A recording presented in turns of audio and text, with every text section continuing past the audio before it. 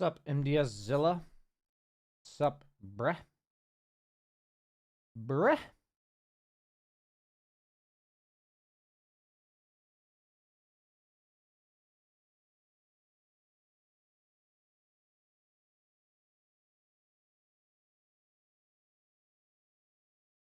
Pretty good, man. I've had a great day.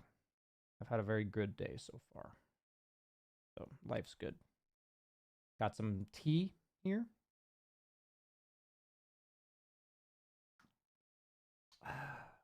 Nice warm tea. Just going to be doing a coaching session today. Recalibrated, got back into Guardian from Crusader. Is that 1 or 2 lower? That 1 or 2 tiers lower? I'm not, I still struggle to remember exactly what order things are.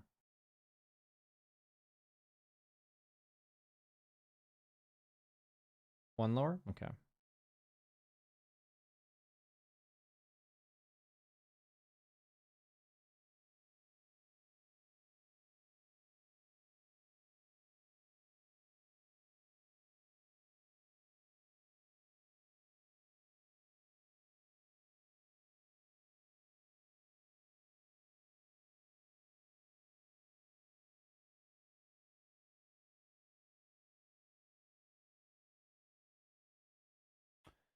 You had a bad recalibration as well? How bad was yours? What's up, Mr. Andy time? Is it Mr. Andy time or Mirandy time?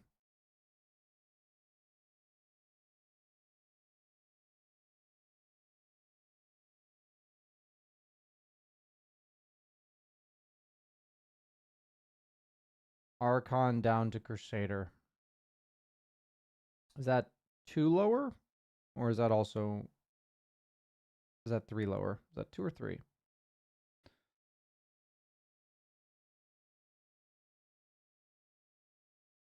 Oh wait, no, because he went from Crusader to Guardian, so it's Archon above Crusader. Might be.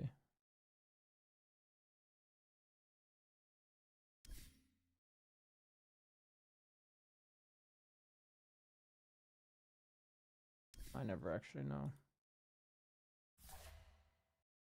I guess I can just do this. Okay, yeah, you dropped 1. 1 lower. Don't think you have the grind. I feel you. I feel you.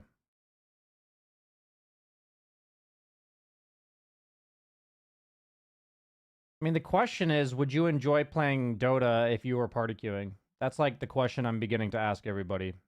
Is your enjoyment of Dota not there because of Dota or because of the nature of solo queue? Because I'm trying to make a meaningful move towards the Dota dojo, having people play together.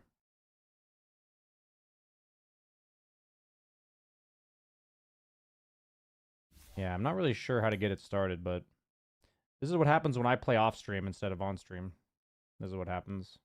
This is on stream, this is off stream.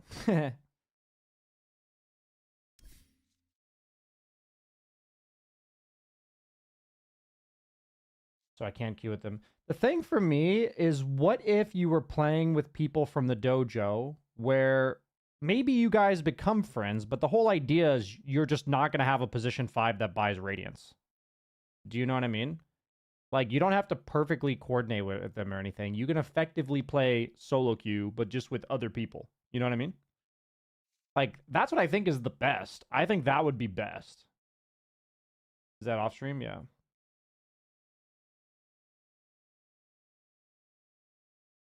I feel like there has to be some audience that enjoys solo queue if it wasn't so bad. Do you know what I mean? Like, they enjoy the nature of like playing your own game, but you're just tired of dealing with, yeah, your position 5 going Radiance. You know what I mean? But you wouldn't mind the vibe of solo queue if that wasn't happening. I feel like there's enough people like this. I might be wrong though.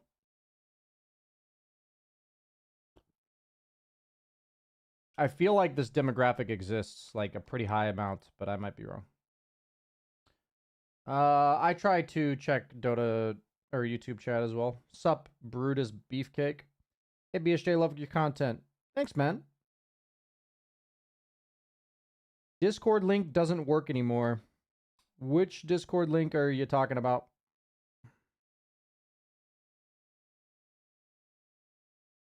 The one in my YouTube should work.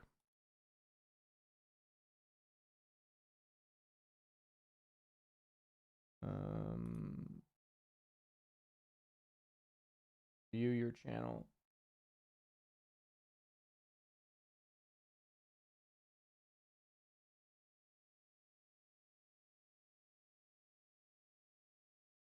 Yeah, it works.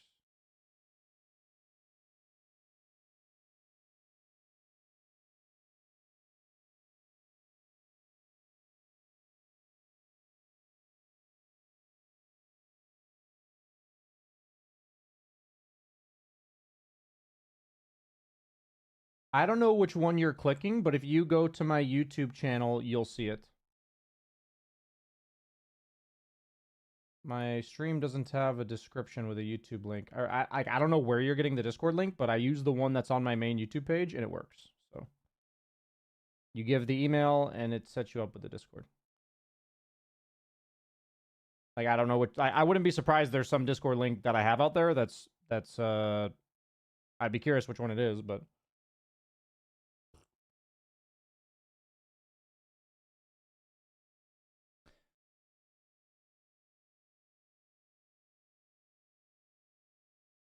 Okay, well, we got our coaching session, so let's go ahead and get into it.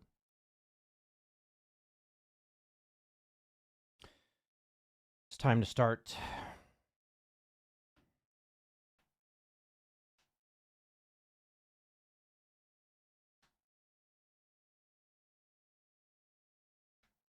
You don't have a level 30 hero?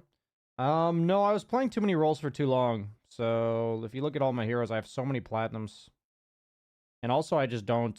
Like, I haven't played, like, 12 hours of Dota a day like a lot of people. Oh, wait, no, it's in Discord. Oh, yeah. In Dojo. Whoops. Actually, no. Here. XD. I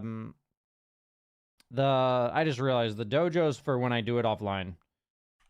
Okay. Can you hear me? Yeah, hello? Okay, good. Thanks for reminding me, though. That is for me to do it offline in case people still want to watch it. But if I'm streaming it, then it's not required. Sweet. Okay. Let me... Real quick. I mean, it's going to be fixed tomorrow in terms of the wording, but to clarify for you what this process is when I go to the VIP section. So we're going to be doing a 30-minute little replay review today. And we're going to be figuring out one or so aspects of every stage of the game that I want you to work on that I think are necessary. I'm going to coach you through them. And then we're going to play a live game where I'm only coaching you in regards to those things. Like, I'm letting you play your game except for these small tweaks, so it's not too overloading for you. It's still going to be a lot, but it's not like too overloading. Okay? Yeah. And then the replay vault part that we didn't make it clear for you guys, that is for you to submit me a replay like 2 weeks from now for me to measure your progress on what we've talked about today. So okay, maybe I should delete my existing request. I wanted to leave it there in case you wanted to save the description or something. But if you don't need it, you can delete it. But yeah, so the goal is that today you have something clear to work on when we go into a live game, and then at the end of the session, it's clear that this is what I'm going to be kind of looking for from you for the next couple weeks to see what progress you make, what tweaks you may need, stuff like this. Okay, sound good?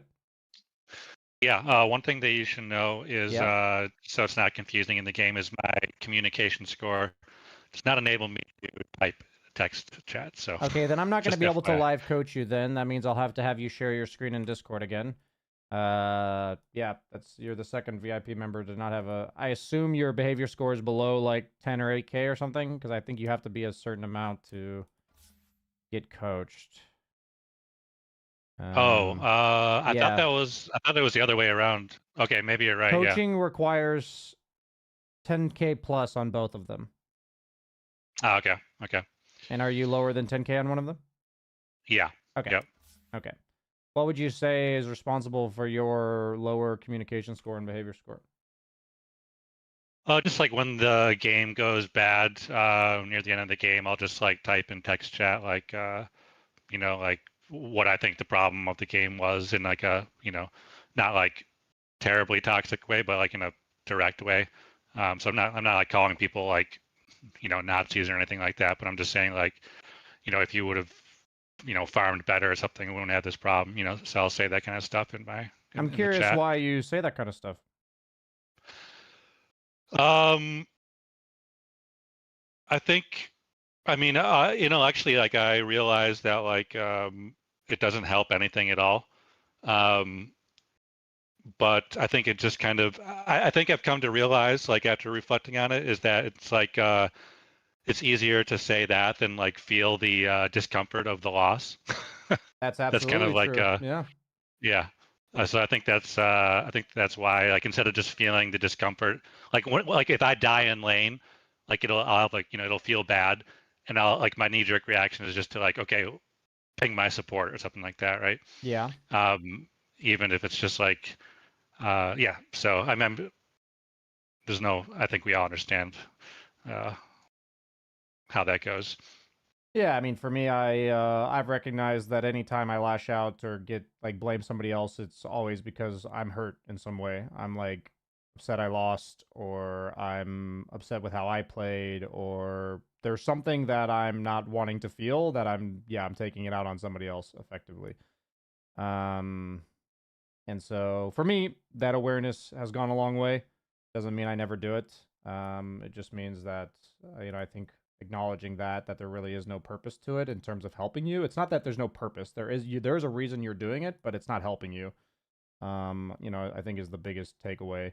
Um, just food for thought that, it sounds like you're already aware of it, so I don't have anything to um It's amazing to me how difficult it is to stop doing it. Like it's like seems like it's harder than like quitting cigarettes or something like that. It's just like it's like even though for like years like I know like that I don't want to do this anymore and like it's like not good. It's like to still do it.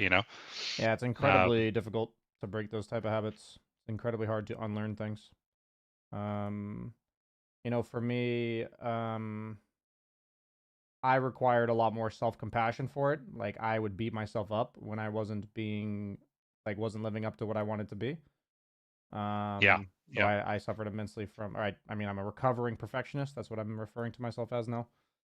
Um, but yeah, just food for thought. It is very difficult. Um, and I think a lot of it is how we respond to ourselves not doing the things that we want to do. Like I think a lot of it is acknowledging that we're not proud of how we're acting, but also, you know, not being too hard on ourselves for that. Yeah, So I think like being like hard on yourself is the thing that makes you like so upset if you die or if you lose, and that's like you're so hard on yourself because you want to win. Um, absolutely. and you just take it like way too way too seriously, like as if it's possible, right? And like never die. It's not really it's not possible. This is for me. You don't have to take this as like you don't have to do anything with this. But this is for anybody who needs to hear it. So I spent a lot of time in the last few years, working on self awareness and working on emotional uh vocabulary, kind of having a better idea of, okay, this is what anxiety looks like, this is what frustration looks like, this is what anger looks like, and this is how I respond to them. Like these are my bad habits and stuff. Not until incredibly recently, literally the last month, have I learned about shame. Yeah, And I think shame is the driving emotion for 95% of what I did in Dota games that I was not proud of. Um, Anxiety, I think for myself, I would confuse shame with anxiety and frustration, and anger. Anything that gave me like all three of those, or at least two of those, was actually shame. That I never knew this, and it actually never helped me to do anything about it until I understood that it was shame. So, just food for thought, for anyone that, because for me, until I understood it was shame and I like educated myself on shame, I had absolutely no idea what to do with it. And it's been transformative for me personally. So yeah, just wanted to share that with you guys. Would love to talk about it outside the coaching session, but that's not why we're here. So yeah, man. We're here to give you some better habits. I appreciate that conversation at the start of the coaching session. But do you have a replay for me? Did you want to use the one that you submitted to the replay vault, or? You could use my game last night because it's very similar. Sure. And it's just more recent in my memory, so I'll text it to you in a second here. Sure.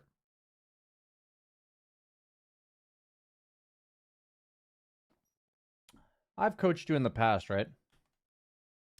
Yeah, several years ago, probably a couple years ago. Okay, By yeah, now, I I see think. 2003, it looks like. Or sorry, 2003.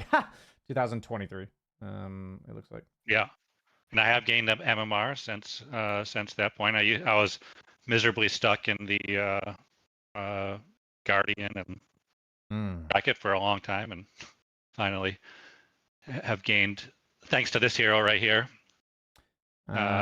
Which that, Ursa? Ursa, yeah. Yeah, level 28, my man. Am I a master? No, I'm not. I just don't play any Dota. Yeah, my Ursa, this hero owns right now, for sure. Where did your game go? Can I not go back to the? There we go.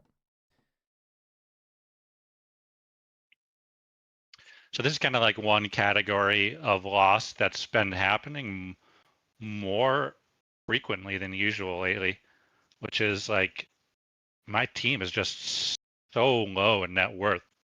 Like I'm talking like my cores are beneath the supports, and I'm like, and it's just like I just don't like it's not within my ability right now to like carry these games. Like I feel like we talked a little bit yesterday in the or Sunday on the session about how I just kind of jump in and take the brunt of like 5 enemy heroes without being patient enough for my team. So that kind of stuff happens to me like in these games that go like this where it's like because I just get like impatient. My team isn't doing anything and I know I can do something and I just kind of jump in and like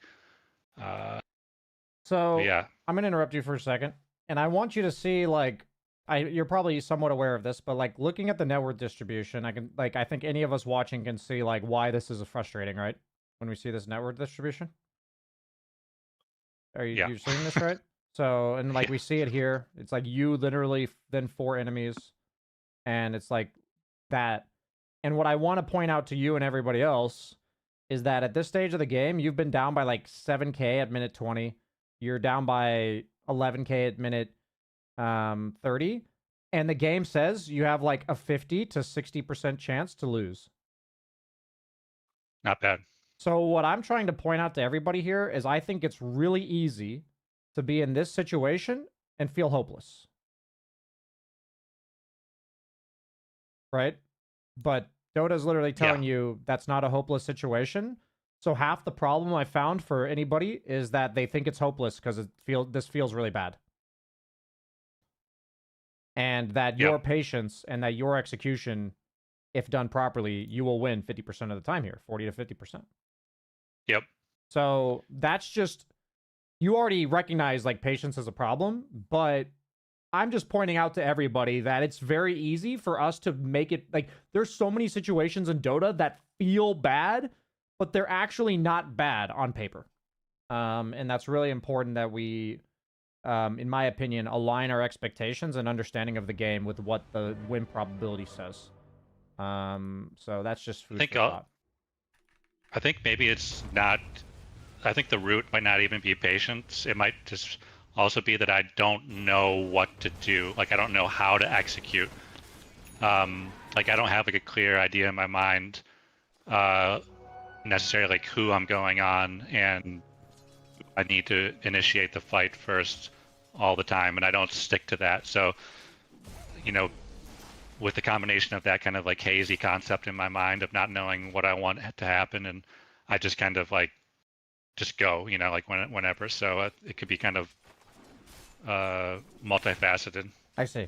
That makes sense. Combination of lack of patience and conceptual what to do in that situation.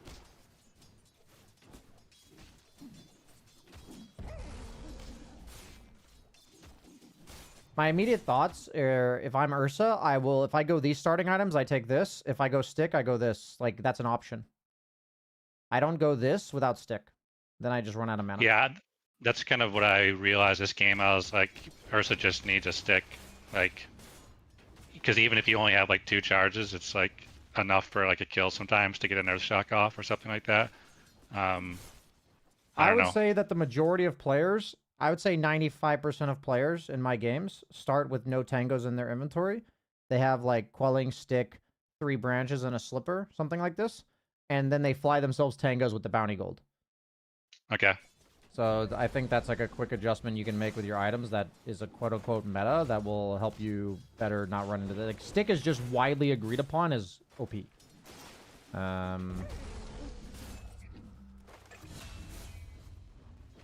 But generally speaking, I really don't like... so I think the most important thing for you to understand in the lane is the vibe of the lane. Is this an aggressive or a defensive lane? Why or why not? It's defensive because my support isn't aggressive at all. He's very, very passive support. So when it's like a passive lane, what are you playing for? CS. Okay. And just staying alive and not lane equilibrium and just kind of just the basics. Fantastic. So what I'm going to do, so at the factors to consider at the draft, I have this note sheet. I'm going to like send it to you, the link here. Something to ask yourself at the draft, is this a, what was my word? Is this aggressive or passive lane? Is this an aggressive or passive lane on paper? Like 1 to 10. It's not like black and white. It's 1 to 10. So I'd say Ursa can be aggressive, and Warlock maybe can be aggressive. So this is like a 4, like 10 being ultra aggressive, 1 being ultra passive. But so I would start this lane thinking it's a 4, and then be able to update this very early in your lane. You will almost always get a very clear sense by wave like 2 or 3 what type of player you're laning with. You know what I'm saying? Yeah. Yep. So if it's a 4 and the guy's playing like it's a 10, then you just need to accept you're on completely different wavelengths, and that's just how it is. But if you think it's a 4 and that guy's playing like it's a 2, then I'll just generally start playing like it's a 2. Do you understand what I mean? Yeah. So generally speaking, just having this idea of what do I think it is 1 to 10, and then just kind of vibe checking your teammate. Okay? So I'm gonna do that in your game when we're coaching you, and then I'm gonna observe your guy and say this guy seems like a 2 as well, or whatever. And so what I now want you to look at in this situation is, what are you doing in the situation, like in this actual lane? Any use of your resources, positioning that is not about CSing. So I think in this case, you're doing everything good, like meaning like nothing's being... This right here, what is that, right? Yeah. Not about CSing. So in that case, I'm like, that's 90 mana missed that I could have used on that range creep. In this type of lane, I also like to take... I mean, in most lanes as Ursa, I like to take my W. Because it's another way to secure range in a lot of situations. Because the range is like right here, and I can like walk up and hit it 3 times real quick.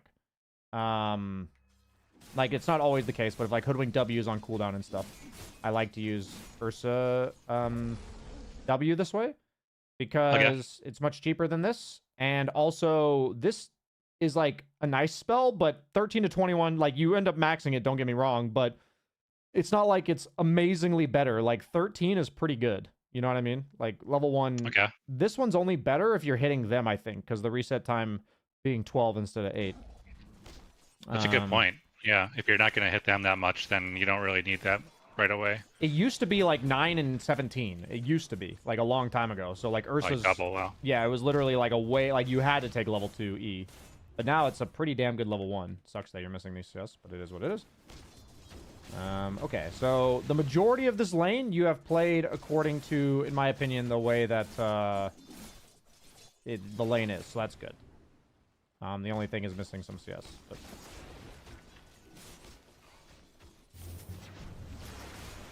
Okay.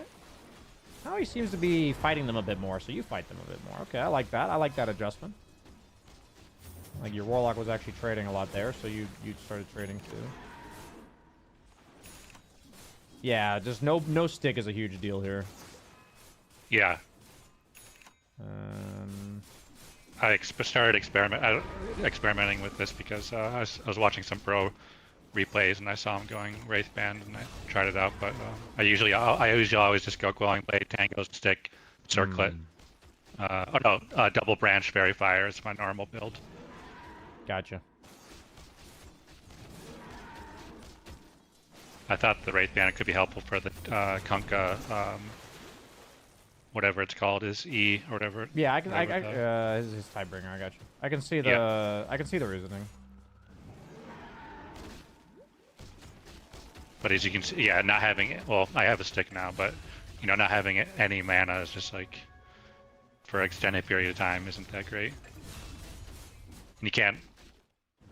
I guess maybe if you're in a more of a passive lane, you might consider it more difficult to get the Lotus. I mean, I guess you can push the lane, but sometimes it's more difficult if you're in a passive lane, I guess. Maybe not. So yeah, I just got like free farm now, and I get like a decent Battle Fury. This is my overwhelming thought I have about pretty much everybody I'm coaching. I just have no idea what's going on in the game. Yep. Like, I think you looked mid just now, but aside from this, I have absolutely no clue. I have no idea why you're down 4K right now. So I'm like looking at this guy. Okay, he's rushing Assange. We've lost this tower. That's a big deal. I'd be like, okay, I'd see the scoreboard and see like, okay, it's Death Prophet fucking owning us. That's even good to know. I didn't know that was the case. And this guy's got a Yules, which counters me, so I'm kind of useless for a while. This also means I have to go BKB in this game, because I can't go Ags, because he has this. Their, like, super farmed core has a Yules. I feel like it's like kind of like that patience thing. It's like where I feel like I'm doing like a 6 out of 7 out of 10, but you're like saying is like I need to be doing it like a 25. Like, yeah. Like looking, you know? Yeah. So when you, the way that you, so I'm pretty certain, and I may be projecting, but I'm pretty certain that your, okay, I know for a fact that you guys will be more likely to tilt if you're not informing yourself what's wrong. Like, Right. what exact, like, if we're not able to define exactly how we're losing just by looking at it, it's not like I need you to understand everything perfectly, but like, holy shit, this guy's 6-0 with a Yules. Like, that's really important information. You know what I mean? Yep. And so, like, for me alone, I'm like, okay, I'm not fighting them forever. I've already processed that at minute 11. You know what I mean? Like, that's just not going to happen. I have to fight away from the Death Prophet forever. And then that means they have an Earthshaker. So now I'm thinking, like, wow, this game's hard. But I understand why it's hard. They're going to have strong team fight. I'm going to need a BKB. And I'm probably going to need, like, a Nullifier or a Basher. I don't even know at this point. You'll probably need a Refresher in this game. Because you can't burst heroes like Slark. And they have shit like this. And, like, a Death Prophet. So I'm thinking I already need BKB Refresher because I can't kill Slark reliably, and they have a Shaker. So I'm already knowing this stuff just arbitrarily. Like, I'm just like, oh, I'm like mapping this out. And I'm not expecting you to know all of this, but I'm expecting you to understand that the only way you think this way is by repeating what I'm doing hundreds of times. You know? It's like collecting this information. So I think what you're doing with your literal hero is all you can really do. There's like nothing wrong with this. I think your net worth is pretty solid. It's 5K at 11 minutes. That's not like god tier, but it's solid. It's like very solid. And so I have absolutely no idea what is happening right now, and I would consider this like a very chill lane. So if you're not doing it in like a chill lane, that means you're never doing it. I think, yeah, it's just a huge thing for me to... I know that this is a big thing for me to work on, for sure. I think I have a very, like, shallow understanding of, like, what needs to happen in the game. Like, I'm definitely thinking, yeah, I mean, this is... Like, that could have, like, happened from me not really paying attention enough. Okay, so the way I look at this... Okay, so I'm gonna conceptualize the map for you real quick. What you're doing here is gonna be good enough in games where your mid isn't losing like horribly. Just for the record. Like what's happening to you is not gonna happen every game, but I do believe to some extent that this... I think a lot of people think that things that are pretty advanced concepts need to be worked on later. But for me, it's more like all these concepts have a lot of depth, but you can start working at them anytime. And if you get better at them, you'll just have X percentage of situations where you're no longer walking into a Slark and a Death Prophet. You know what I mean? Like you just don't have that happen anymore because you have the awareness that this is the reality. So for me, what has happened if I gather information that this Death Prophet is like owning is I'm now thinking Death Prophet dictates this game. Yeah. Whatever she does is dictating this game. So I know my knowledge of Death Prophet is that she walks at people and kills buildings. Like that's what that hero does. So the only way Death Prophet's a problem is if I walk into her near a building. Like that's the problem, right? So if it's like a Quap or a bounty hunter, something like this that's owning, then I need to be very careful jungling by myself. Buildings are actually like safe when I'm dealing with bounty hunter, for instance, or Nyx assassin. But against Death Prophet, I need to not be near buildings, right? When she's missing, for instance. So what I mean is that also because there's 3 lanes and because Dota's kind of like tug of war, and because the winning team is generally going to have more control of the lanes than the losing team, what that means to me is understanding not necessarily the mid laners, but the pressure of the mid lane is going to tell me a lot about the game right now. So if I know, first off, that Death Prophet's dictating the tempo of the game, and second off, I can just pay attention to the mid lane. So I'm like, so right now, as a carry, I would actually want you to consider pushing this out and then leaving. Okay. Because pressure on the mid lane matters a lot. So what's going to happen is you're going to TP here and push this, and Death Prophet may have to go back to base because he's like used his ulti and shit. And this, like, now that I think about it, this is actually a fantastic opportunity for you to TP mid and create some pressure. So what you're doing is, okay, you're doing very good repetitive things in the top lane, but you're not responding to anything that happens in the game. That's what's happening. Yeah. I now understand what's happening. So I have done a little bit of the TPing to mid after watching your Ursa Battle Fury video. That's in the context of me getting a faster Battle Fury, not really in like not really like in context of what's happening in the game. Gotcha. Efficient. So I have you in your early game. Efficient play in the safe lane is solid. Like, if you are supposed to stay here in any given scenario, I trust that you will be efficient. Mm-hmm. Okay? So, but the mistake is understanding, or I'll say, gathering info about who dictates control of the game, or pace of the game. Could be your hero. Could be any hero on either team, right? It's almost always like, I mean, this one's really obvious, right? Like in terms of we look at the scoreboard. This one's particularly obvious. It's not always as obvious, right? So mistakes to fix, like how to actually fix this is around 8 to 10 minutes. Start asking yourself, who's dictating control? Who's dictating this game? And Perfect. and then what playstyle does this hero have? Right? And then the last part about this is more mid game, but it's all I'm going to put in the early game section, is understanding pressure on mid lane is the tiebreaker. So basically, okay, how do I word this? Mid lane is tiebreaker. Use every opportunity you have to go mid based on strength of heroes in game. So what I mean is, like, if their strong heroes that threaten you are using their resources elsewhere, it is really good to just go rotate mid and push this catapult wave into their tower and walk away. That's actually very good. Yeah. That kind of shit is like high impact. And you're gonna lose very little farm. If not even gain some farm. You might even gain some. It just depends.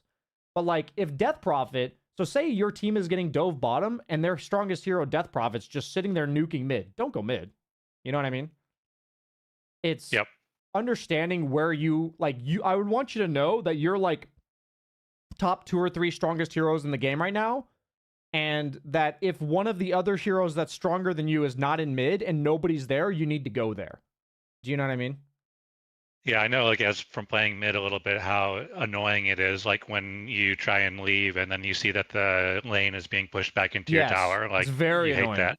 Very annoying. Absolutely. It's good that you played some mid because you have a much better understanding then of, it means you have to go back, right? Like, that's how it feels. And then you're like, well, I can't do what I want to do. And then what happens in this case is you do this, and then because none of them have resources, suddenly Kunkka TP's mid, and then you rotate back top and push this in, and then suddenly one of them's rotating here. And the game just gets harder for them. Because someone on their team, because you're 2K, 2.5K, is going to mess up. You know what I mean? You're making them move.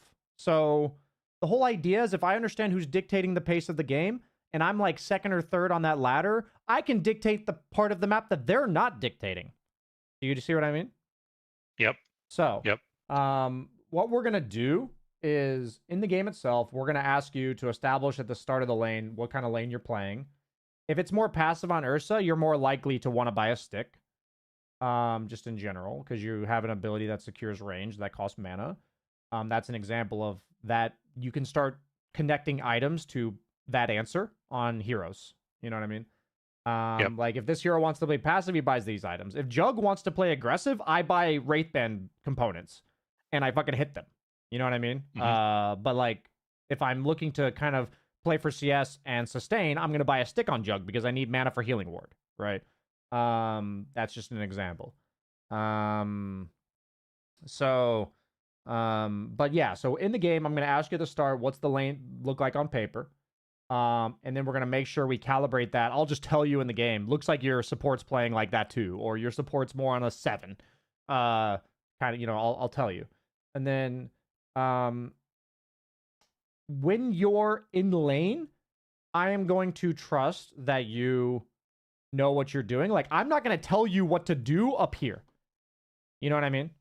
But in regards to when the game starts breaking down like this, I'm going to remind you, look at mid, who's dictating the pace of the game. I'm going to tell you these answers. I'm not going to ask you the questions, okay? Because asking you to think of a question in a game is just, it's not fair. But the idea is, we're going to see how much clearer your decisions are, hopefully, when you have these answers. And since we talked about them here, you know, when I say this guy's dictating the game, you know what I mean by that. You know, like that. Exactly. Right. You're not just going to be like, okay, cool. Yeah. Yeah, exactly. Yep. Okay. So then let's just keep going. I understand clearly what your early to mid game problem is.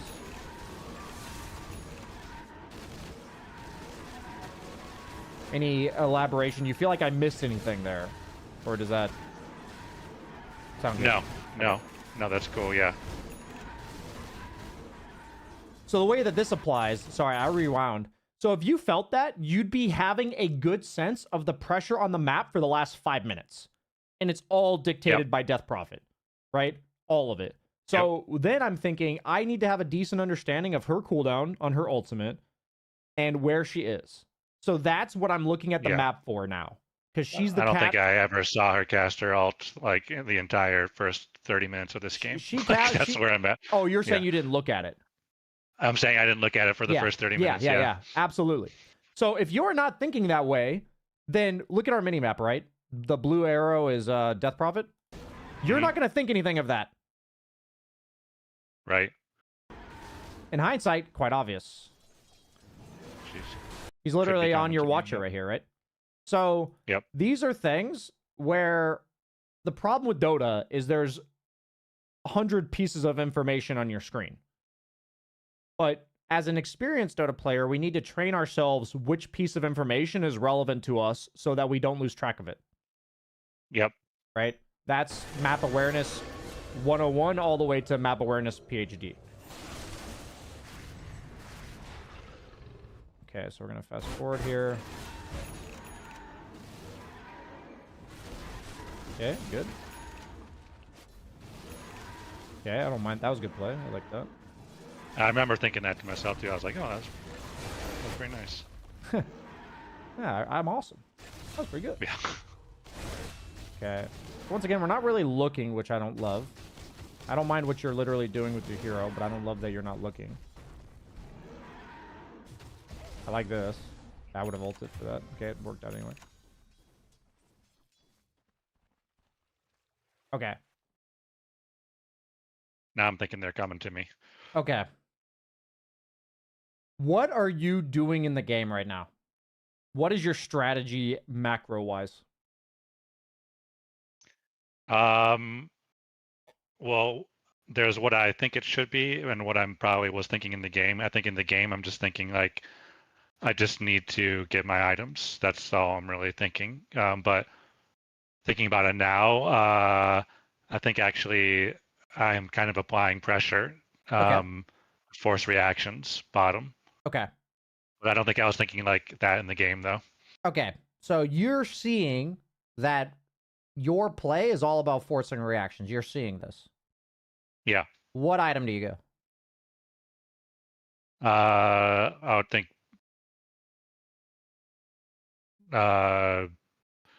either Blink or BKB. I would. You think. have a blink. Yep. Yeah, I have a Blink. So You I always guess, go the blink. Yeah, you have to. I guess BKB. then, Why? So that I can TP out in case I get up Shit's Creek. Perfect. Mid game, strengths to keep. Instinct of play seems pretty good. Mistake. Ask what I am doing in the game. What is my macro strategy / role in this game? What item fits this? Because I'm really not like attacking people right now. Yeah. You understood. When I asked you the right questions, you gave the right answer. What I try to emphasize to every coaching student is most of you who think about the game, if I ask you the right questions, you'll give the right answer. So what I'm trying to show you guys is the problem is you're not asking the questions. So I need to train you to ask yourself these questions. And you may not know all of the answers live as fast as I do, but you will get better at answering them. So you definitely need a BKB here. You need to keep doing this, and you are not hesitant to do the Nightfall. Like, just do it. Like, your goal is to force at least 3 or 4 heroes to you and do the Nightfall.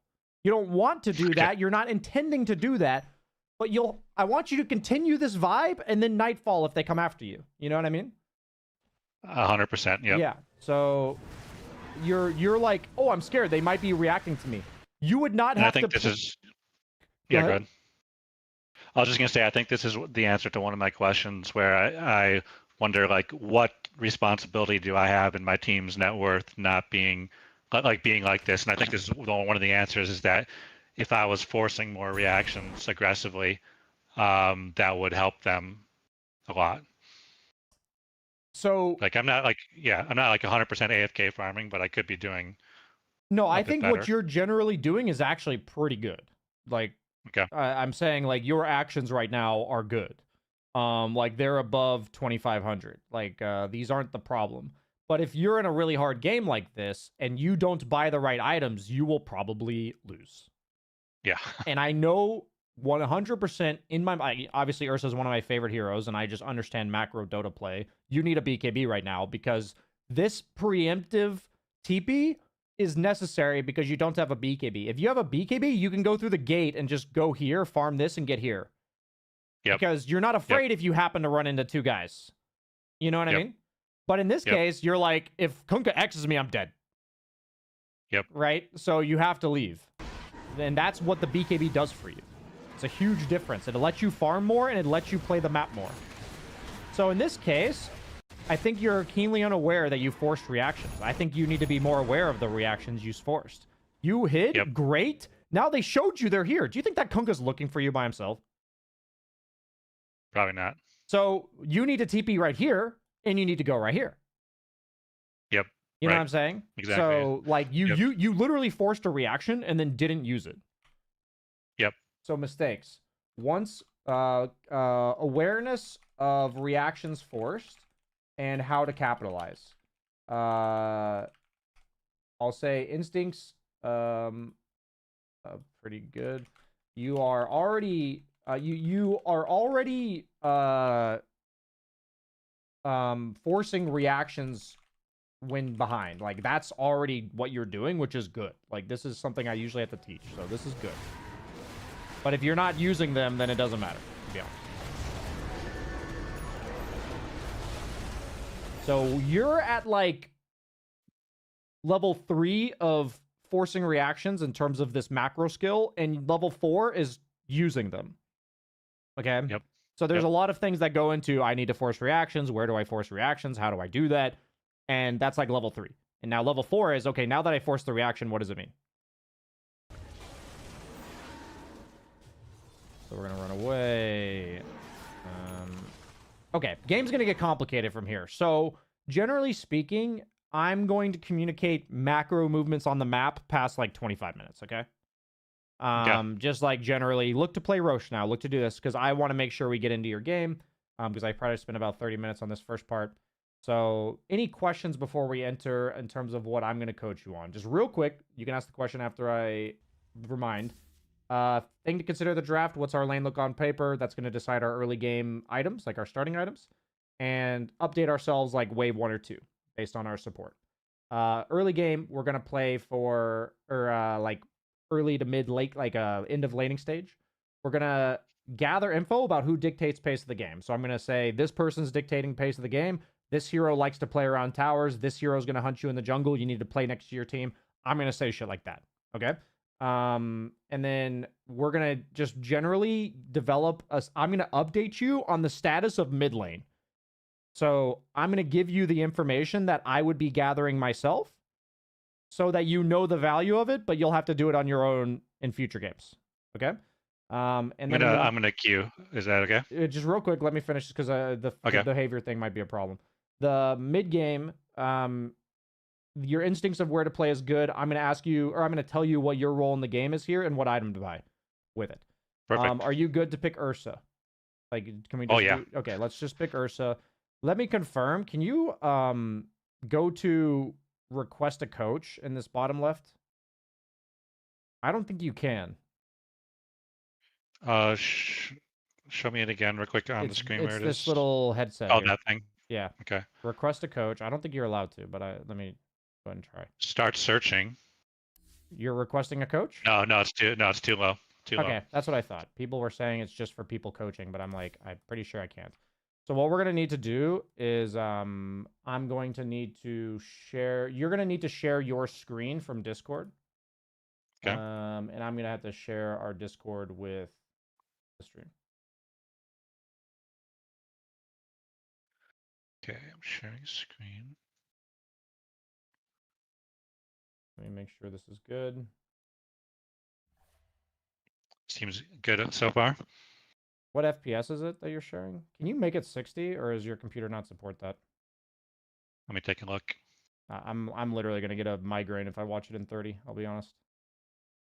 Where is the option to change? You have to start. You have to end the stream and start it again, and then the options are in there. Okay. So if I click share my screen, you will have a bottom cog Bottom right-hand corner. Ah, top. okay. Yeah, and then frame rate. Can you make it 60? I think I need to try for free a Nitro for 1 Okay, month. let's try that out. Okay. I just know for myself and the viewers, this will be unwatchable if it's in 30. This is the. I'm not sharing my payment info right now, right? No, you're not on screen or anything. You're not even Okay. sharing your screen in with me anyway, so. Yeah, that's what I thought. Yeah. Somebody in chat's asking a question. Is there a Saturday class for those who work 9 to 5 US Monday through Friday? There is a Sunday class. There's a Sunday class at 1 p.m. Eastern time. There's a. You can also do it while you're working, like I do. I mean, to be fair, if you work from home, you can have it on your second monitor and spend 10 minutes with me reviewing your shit. That's possible. I think most people with at-home jobs could do that, but I'm not trying to encourage bad habits. Why isn't in-game coaching work? Because of his behavior score. Heck.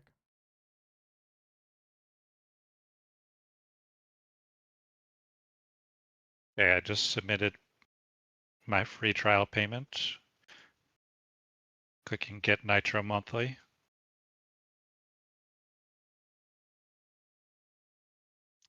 Okay, looks like it worked. Sweet. Okay, so let me try it again. Share my screen. Oh yeah, okay, now I think we're good now. Okay. Okay. Nice. Should I queue or That's the how's it good look? shit. Yeah, you're good. Okay.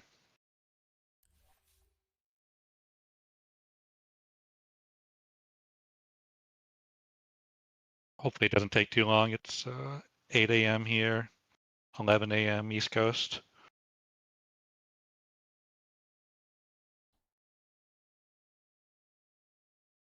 Yeah, shouldn't be too bad. Yeah, I played a lot earlier than this, so it usually goes through. Okay, wait, so your comm score is 12K and your behavior is 5.8, or which one's which? Yeah. No, com score is 5.8. Okay. Hmm. The problem, so basically it turns, I can't even like talk to people right now. So obviously it goes back up because I'm not even communicating, right? Unless I'm like spam pinging someone, which I don't usually do. And I like the don't yeah, so usually do. I like that. I'm just trying to be honest. The first step is admitting you have a problem, right? Yeah, sure. Yeah, then it gets to like 6K, and then I'll just say something like at the end of the game and just be like, dude, like you can't win with like Brown Boots Radiant at 30 minutes. Like I don't know what to tell you, and then I'll just like say something like that, and then it'll just go down again. I see. This is not like refuting or something. I think this is important food for thought for everybody. First off, I don't like the behavior score system in Dota. Like, I think any system that just says no bad slap on the wrist, I think that's just not helpful. What honestly is needed is communication classes. But not going to talk about that. The point is that there's a couple that are pretty famous. People have probably heard of them. They're the Gottmans, and they talk about marriages and love relationships and stuff. Yeah, I've heard of them. Yeah. Yeah, and they said that for positive couples, I believe the ratio of positive to negative interactions is 20-1. I believe that is required for a couple to be happy. So I always think about that when it comes to communication score. And I also thought about that in my real life. If I'm around you and 1 out of 20 times you make me really uncomfortable, I probably don't like you very much, to be honest.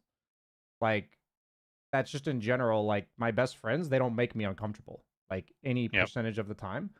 So I just think it's really important that for myself, even if I'm really nice 19 out of 20 times, but the 20th time I'm a real prick, then nobody's gonna like me.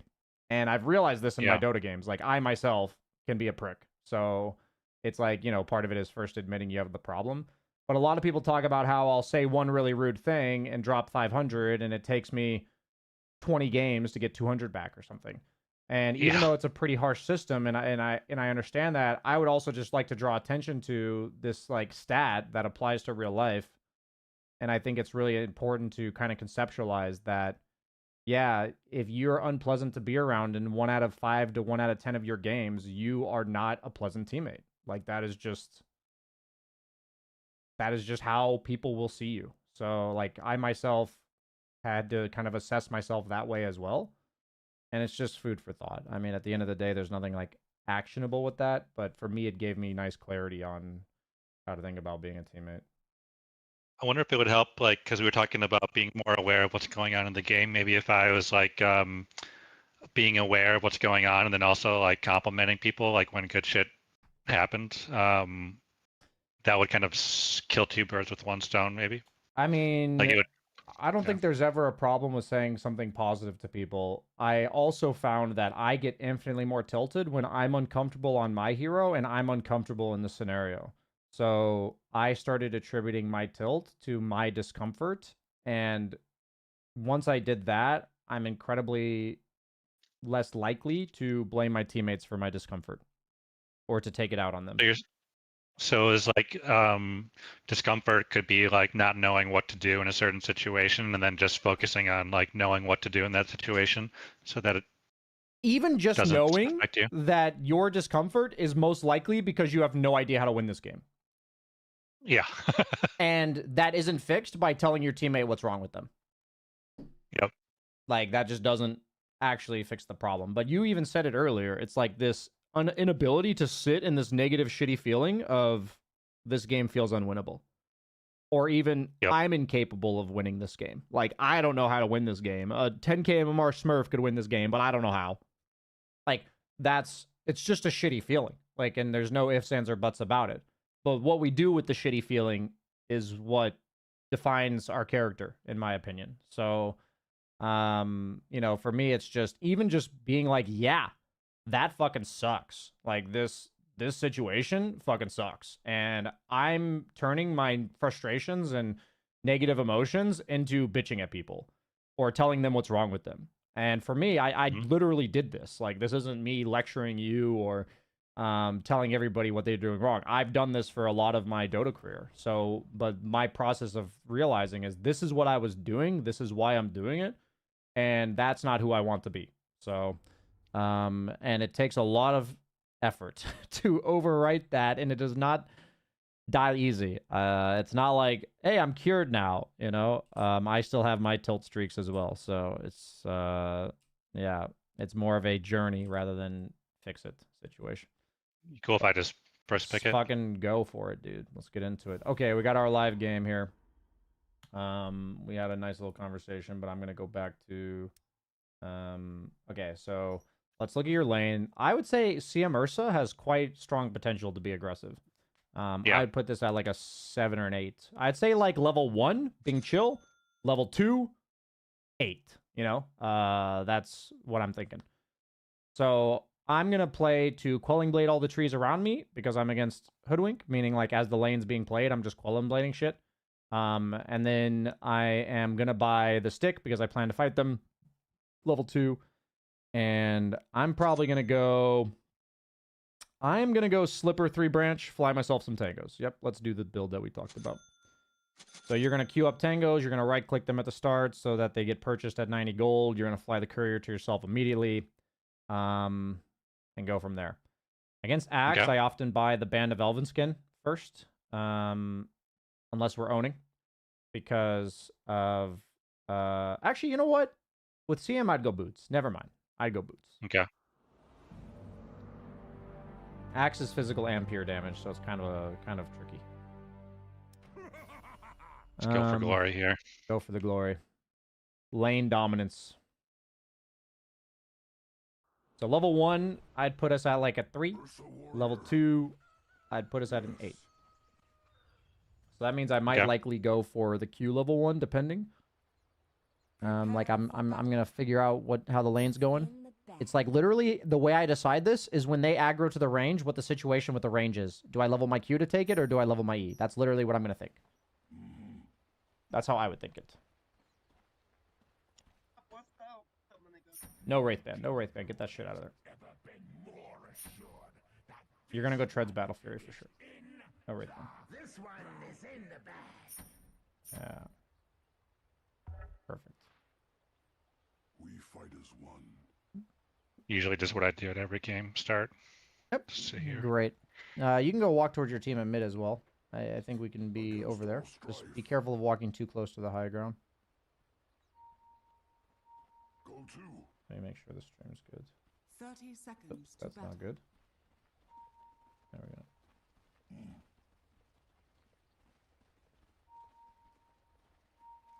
Yes. Yes.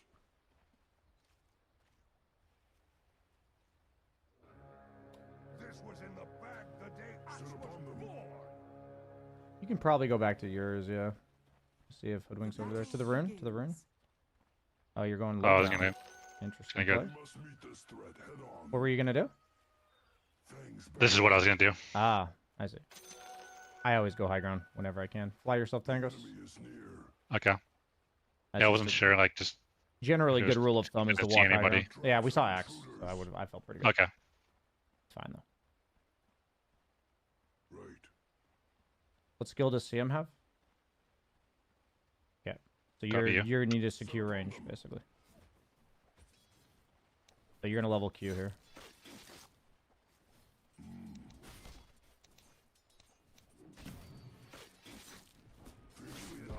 Fuck. I'm under attack. Aggro out of tower. Yeah, one away from the Hoodwink. Perfect. Just wait for next wave. Yeah. Right. We will. Sorry. Let them see our teeth. Dire's courier has been killed. Join with me. Seek You ready for range? All you. My bad. who calls me. You can aggro these creeps upward. Like you can A-click the axe and aggro them. Oh, you don't know how to do that. Okay. Oh, I know what you're saying. I know what you're saying now. But yeah, just to it's not in my muscle memory, so I didn't do it. Yeah. You want to away from the tower so that it can get on the range creep. Is what you're saying. No, I'll tell you later.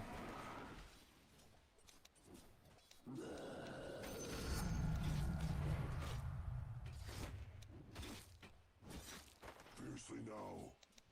You want to not hit that. Not hit that. Yeah. Deny the other one. The enemy is near. Gold and sweet. For the cubs. Need it back. Go. Tango it up. Right. Look at. Show me information. I don't see anything. Okay. They're pulling large. It looks like no information in your lane. Sorry. See our teeth. They're pulling. Oh, they did not pull large. Okay. You can walk up in defensive aggro. You're a bit too passive. You can quelling blade the trees around you, like I said earlier. Yep. Yep. We will. Join with me. Range creep. I need to see it. I have no idea what's going on with it. Seek the foe. Lotus? You guys can fight there, I think. Who calls me? I'm under attack. Nice. Right. Fire boots out. For the forest. I get more tangos. Yeah.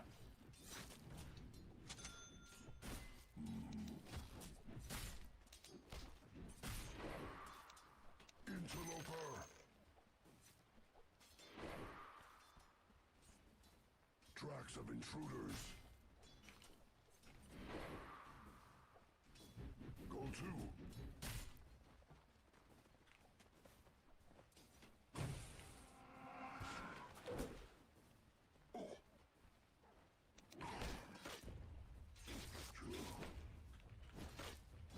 Don't tank outside a tower. You don't have HP for this. Yes.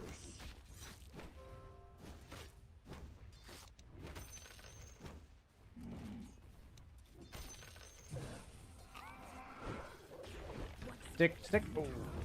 I was spamming it. I was stunned. All good. Okay, put your boots in your inventory. Buy the full wand. Because we're having some slot issues. Tango right when you get back to lane.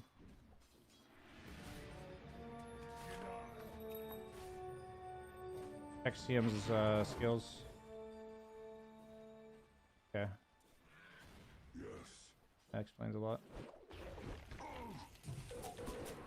My cutting trees is a bigger Yeah. problem than expected. Game doesn't want to cast spells? Yeah. Nice. Sit upon them. Nice. Let's let him go. Alright, we're back. Okay. You need to... You're gonna put... Okay. Kill this range creep off. Like, kill these creeps fast. Go fast. Like, overpower, yeah. And you're gonna go pull, like, right away. So right now. Small camp. Even if it's one creep, it's fine. It's actually... You still pull it. And you need to get the bad stones from it as well. Fine. That's what you pull for. Be careful of walking through trees against Hoodwink. Fangs bared. Aggro upwards. Yeah. Interloper. Yeah, like that. Go to. Nice. You can overpower. Yeah. You're gonna look to pull small again at 6:15. Against all strife. Oof. Too close to axe. Hit creeps. Yep, hit creeps. Hit. Yep. You range? I'm really messing up here. Okay, My bad. Pull small. I'm yelling at you. Pull small. See our teeth. Looks like game's pretty even. I think their mid is a Zeus. So we want to be very chill about fighting them because they have Zeus ulti probably. You can check scoreboard if you have a hotkey for that. On notice. Zeus is 6, yeah. For the forest. So just keep that in Yeah. mind. You're missing 300 HP effect, or 225. Seek the foe. You can go on this guy, I think. Hoodwink's that Wisdom Shrine, I think. Yes. Even just hitting him is good. Yep, that's good. You're back. Just back. Oh, that's good. Who calls Yep. me? Just alpha him a little bit. Push out one lane. Go range first after this. Actually, it's too late now. It's fine. Yep, clear camps. All good here. Small camp. Pull it. Don't farm it. Yeah. You need to get the lane back near your tower. And you're going to hit it like as soon as possible, though. You just need to pull like this to delay your wave a bit. Fiercely now. Okay, Viper mid died.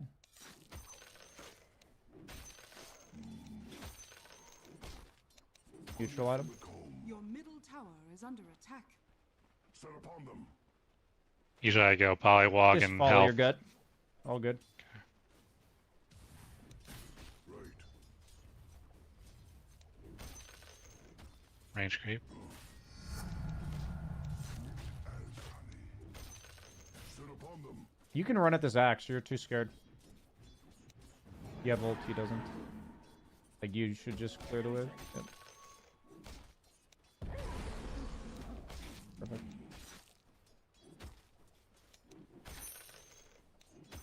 Go big camp. Actually, go small. If you can get the pull off, it's really good. Let them see our teeth. Yeah, and then kill the creeps as soon as you can. Perfect. So you're just gonna get the lane back in your tower. You need to go over. Yep. Honestly, it might have been better to just clear the large. That might be my bad. Another swatted down. Go next wave. Yeah. Oh yeah, run at that guy. Yeah. You have a Lotus or stick. I think I would have been able to catch him. Yep. Got Viper here. Viper here.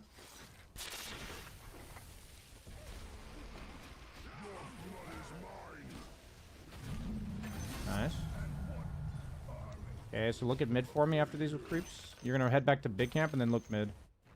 Okay, Viper's walking there. It's all Main good. pushing in. Yeah, just farm big. Send your courier to Secret Shop. Or you can go get it yourself. Either one's fine. Yeah, just farm small. That's too. What about that wave? Yep, you can go No? wave. You can go wave. Push out wave ASAP. Yep. All good. He's just fucking with you. You can actually go on him. You have.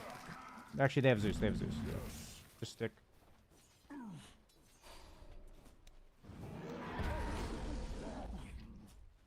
So this is why I said small instead of wave. Yeah. Just for understanding. Watch out for this. Yep. You can probably go on this guy right now. Right now, you can go. Oh. Zeus ult, shot the ult. Yep. Nice. Your middle tower is under attack. His move to defensive aggro there is actually very predictable. So you can time your aggression on when people are going to defensive aggro. Like at the start of that wave when I told you to go. That's Okay. based on defensive aggro. That's how I knew he'd walk up. Okay. I'm not looking at the map much. Yep, it's all good. Zeus ulti, you need to push this faster. A-fast, like way faster. Yep, do not fight this Axe. Zeus's ult, you have no ult. Get out. You have to leave before Axe gets here. Yeah, Okay. just go big camp. Avoid interaction. I mean, Axe should come back to lane faster than that. Just, you know, he didn't play. Whatever he's doing is what he's doing. Now's a good chance to look at the scoreboard. Yeah. For sure. Max is 0-3. Disruptor 6. So you're not showing on lane anymore. You're against Zeus. You're against Disruptor with 6. Like, you're literally not on lane unless you're planning on going on him with ult. Okay. Okay. So, So like, what do you mean on lane? Does that mean? in I mean, lane that means I can you're do under tower, otherwise you're not in lane. Okay. Yeah, I definitely wouldn't normally do that. I don't think I would be. I'll just be in lane. Yeah. Yeah, I believe you. But then you pay for it, and you're like, why Yeah. did that happen? Yeah, so obviously there's a lot of shit going on in the game and you're pressing a lot of buttons, but I'm showing you what you're working towards. Like, this is the level of awareness you're working towards, but any small step in that direction is going to help you in some percentage of games. You'll start checking and you'll be like, oh, Disruptor 6, oh god. Oh, Zeus has ulti, oh god. Like, these are things that I've just learned to check for because, you know, I've spent so many times checking. And or I've died randomly to Zeus ulti and I'm like, I forgot to check that, you know. So yeah.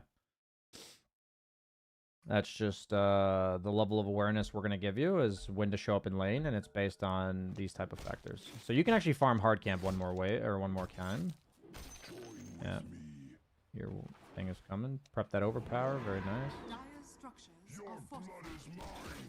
Radiant What is your courier doing, man? How is your cornucopia not here?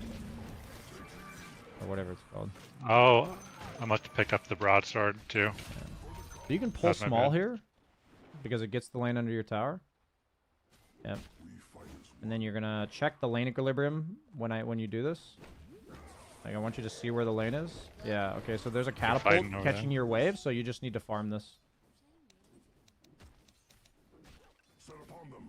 Check what the axe is doing with the wave. Yep. Pushing so- in. Yep.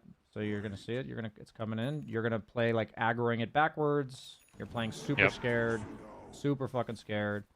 Yep. Clear camps, clear creeps as fast as we can while being scared. Yep. Yep. Yep. Great. Fantastic. They chase. You have ult. You have ult.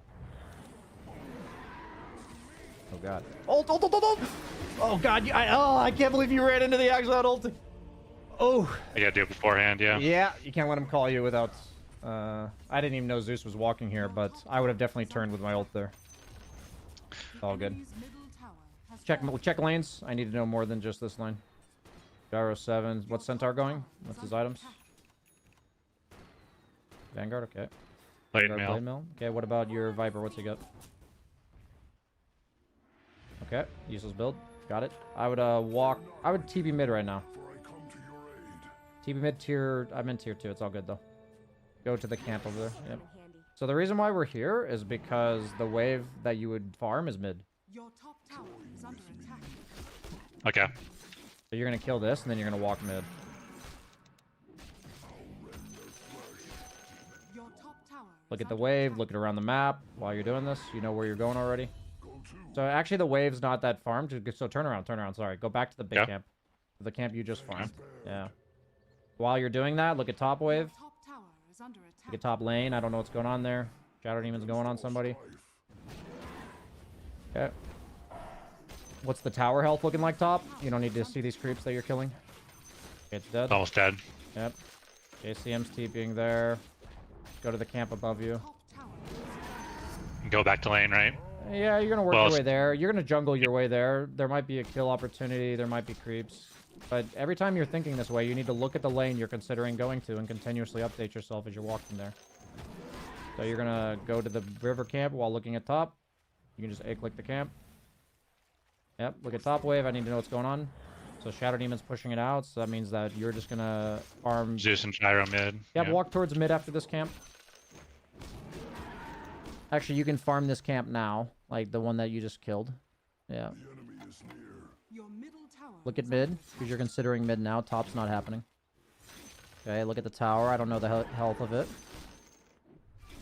Okay. Fiber's got a shield rune. You're gonna farm your way towards that now. Shadow Demon's chilling top. Look at bottom now, because that might be a wave we TP to. Okay, it's not pushing in, Yeah, so we're not gonna TP there. We're probably gonna go Ancients after this. Yeah, this is super helpful, like looking at the map like this. Yeah. Actually, walk your way back towards top, because Shadow Demon is walking away from there, and there's camps to farm over there. Use your polywog. Yep. While you're going to this camp, look at top wave. Okay, it's not pushing out, like it's pushing towards them, so you're going to keep jungling, like you're going to go left with the jungle, but... Yep. Overpower it up. Spam that shit off cooldown. Yeah, you can go wave real quick. And that's only because Disruptor's DC, to be honest. Check Axe's items. You can just... Yep. Vanguard, Vanguard. Windlace. Okay. Go big camp. No. This is too big of a waste. Too big of a waste. Yep.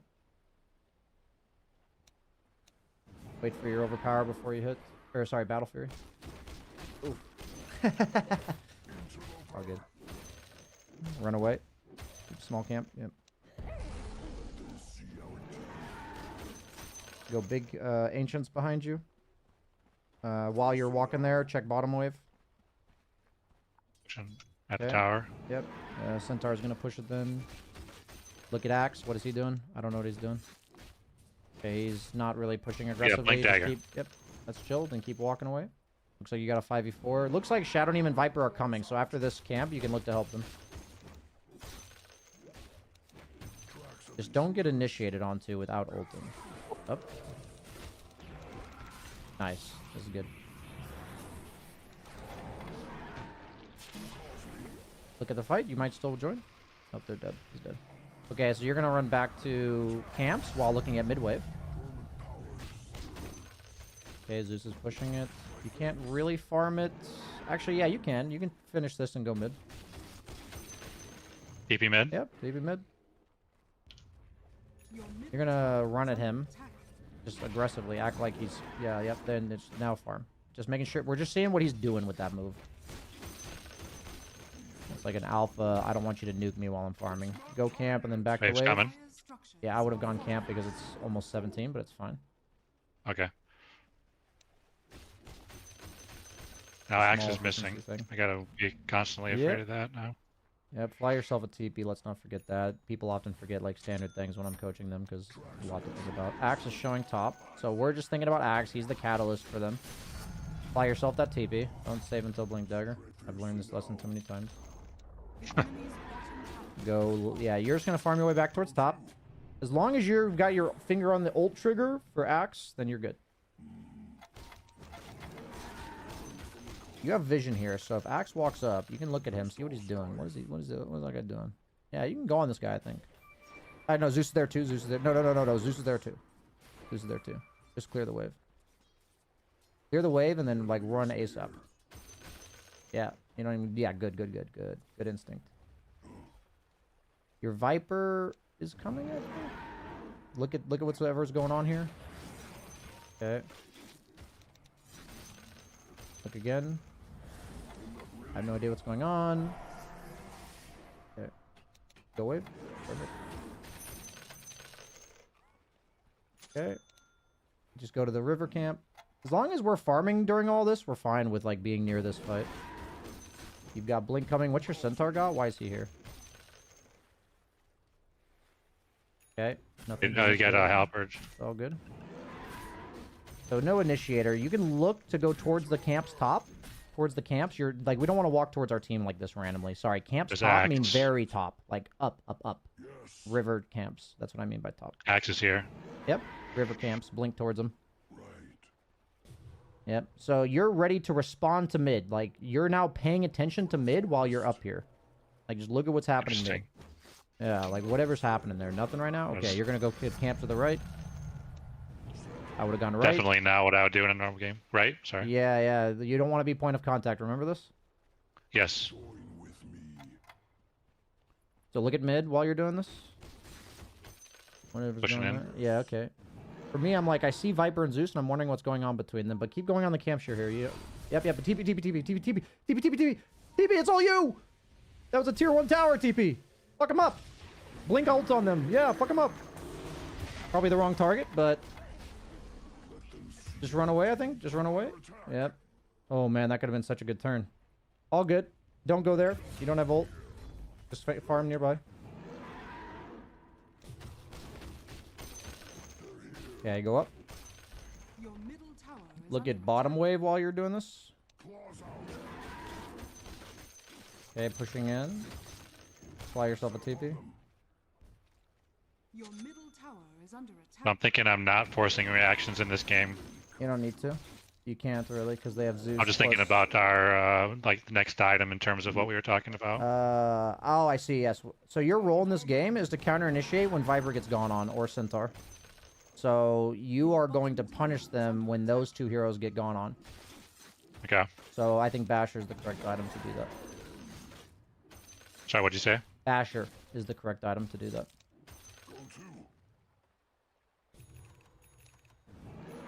Look at top lane. I don't know what's going on with Centaur there.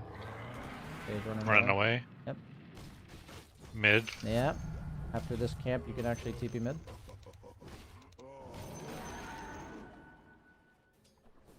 Yeah, and you can be more aggressive with your TPs. You're TPing like super passively. Okay. You're also overpowering when you already have one. But that's probably a small thing. Okay. Keep going. You saw them all top. Yep, just push and leave. You're not trying to fuck with this guy at all. Leave. If he's running at you like this, then go towards the camp's bottom where they're circling. See that line? Yeah. Actually, go Ancients. You're fine. Alright, I know I'm... Look at top while this is going on. Okay. You're gonna go back to mid-wave after this camp.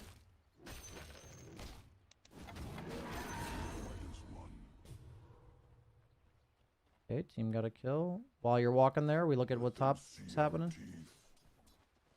The Centaur's half HP. Okay, it looks like your team's aggressing, so you can walk towards your team now. Might be something here. Axe is dead. You might even look at their triangle. Like, walk up. No axe, you're not afraid. Yeah, go on that guy. It's fine. Back off. You took his camps. That's why you went there. So in the future, you would have taken his camps. Okay. That's why we did that. But you can walk towards this camp right here and then look at what's going on top. Yeah, this is good. Head your way back towards the fight. No, towards the fight. You have everything. Your job is for your teammates to get gone on, not you. Yep, don't get gone on. You see Axe. Against all strife. Yep. Watch the Centaur. He's your bait. Centaur's your bait. Watch him. I'm not ready. Yes. Not sure what's going on here. This weird stalemate, but I'm sitting behind Centaur until I see enemy heroes. Okay. Be patient. We'll let them go on somebody. Yeah. You can go on axe now, he's good. Keep you mid after this.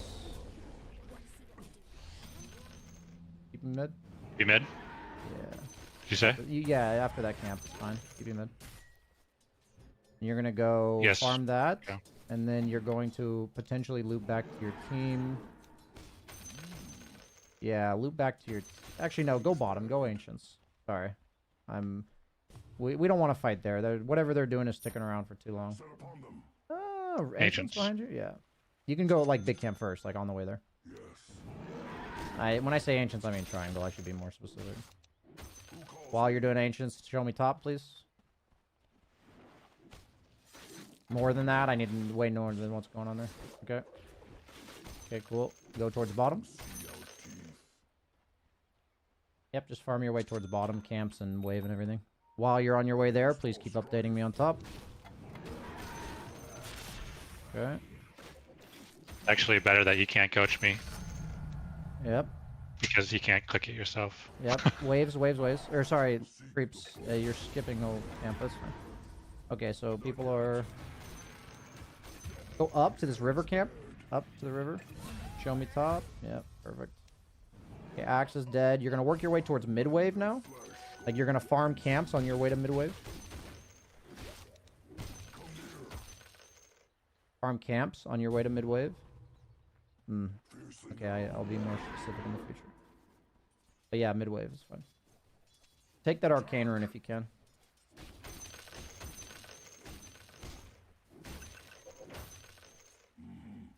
Prep that overpower at all times. I will rip you apart. Yeah, spam that shit off cooldown. Except for when you already have an overpower.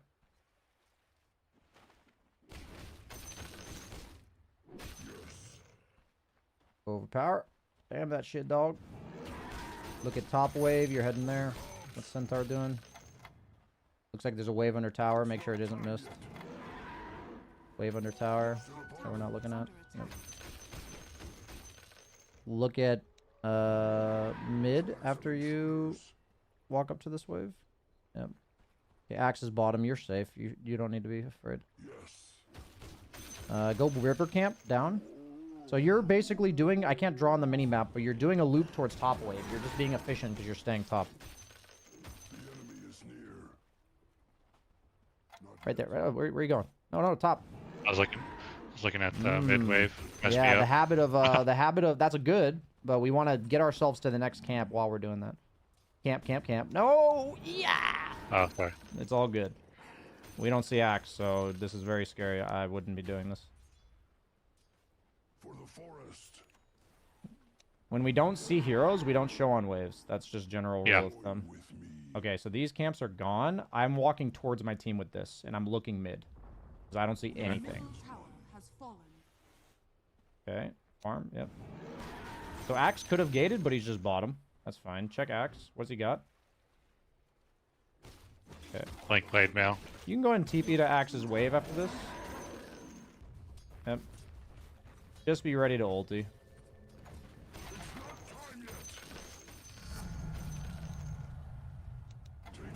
Go Ags instead of BKB. Turn around and go to the camps behind you.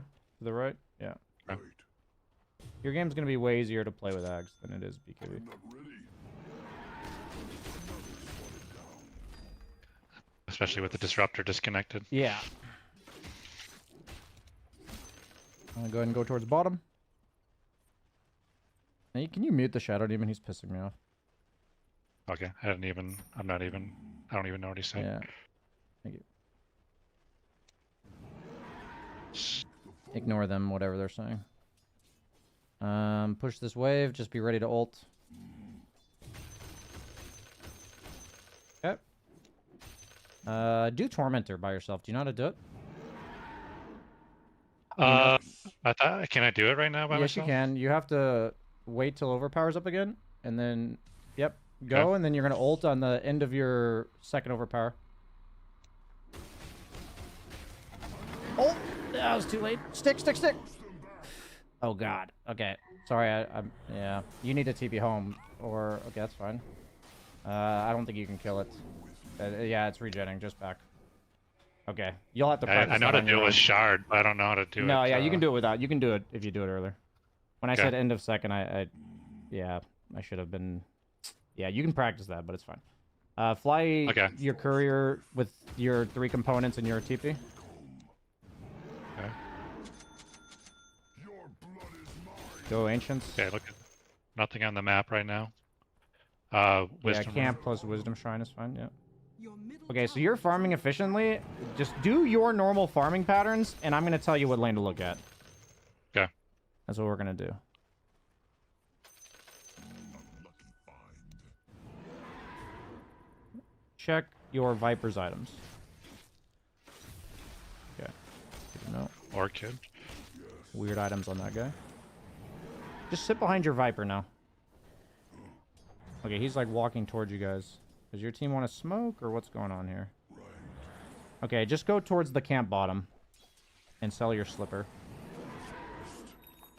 Sell the slipper? They want to roast. Yeah. Okay. All good.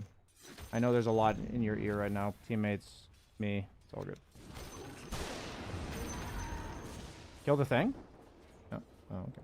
Let them see our teeth. Make sure you get your item. Farm ancients. Hurry. Yeah. Go back to your team. They're being really strange about the way they're playing the map. Okay, they Okay, want to smoke? you gotta That's smoke. fine, yep. With Ags, you can hold your ulti until you get disabled. Or, yeah, you can just hold Right. it. Yeah. Spared. And you can afford to go first with it as well. We will. Look at mid-wave. Go towards the. Yeah, somebody on their team is going to show it. Right there. Right. Yeah, nice. Nice. Okay. I'm going Roche is going to come back to the bottom, wave so down farm here. these camps in the meantime. It's not time. Camps, Okay. camps, camps. Fiercely now. They're going mid. Go river camp after this. Yeah, you skip camps a lot, actually. Interesting. Go bottom wave. Who calls me? Roche is going to come bottom after this, so we're going to farm that. your tower is under attack. Go one more wave here. It's not time yet. Yeah, and then you can Roche after this. Cubs. And while you're walking to Roche or blinking to Roche, you can look at mid. Okay. Yes. Keep going. Okay. Yep. Use your Q to get stacks. You can just ult, it's really, yeah. There we go.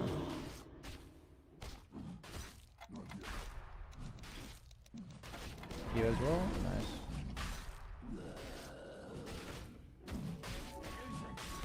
Go ahead and buy a...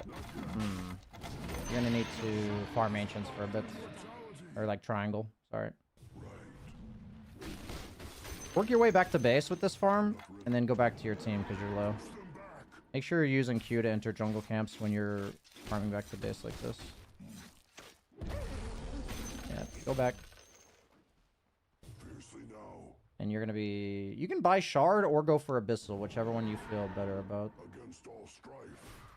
If you did pass up option for lifesteal, that's something you should do differently in the future. No, Yeah. I would never skip that. Okay, Yeah. just making sure. We didn't have it. Yeah. Yeah, I trust you. I was Because you just can get making the sure. rush much easier with that. Yeah. Okay, so you're gonna TP mid. I need you to be looking around. I'm not actually sure what you're doing. Buy a TP right now. Radiant structures. Oh, missed it. Whoops. All good.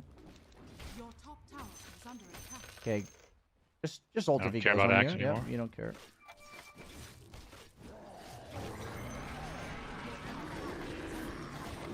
This guy's just letting you kill him. It's all good. You can go on them. You can pursue. Oh, he's getting Invisor in. Okay. Just overpower and kill mid. Under attack. You can go on that guy. No fear, dude. What are you afraid of? Seek the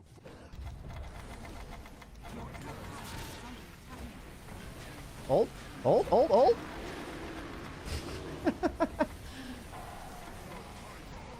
Your top tower. You can kill the AFK Disruptor next to you?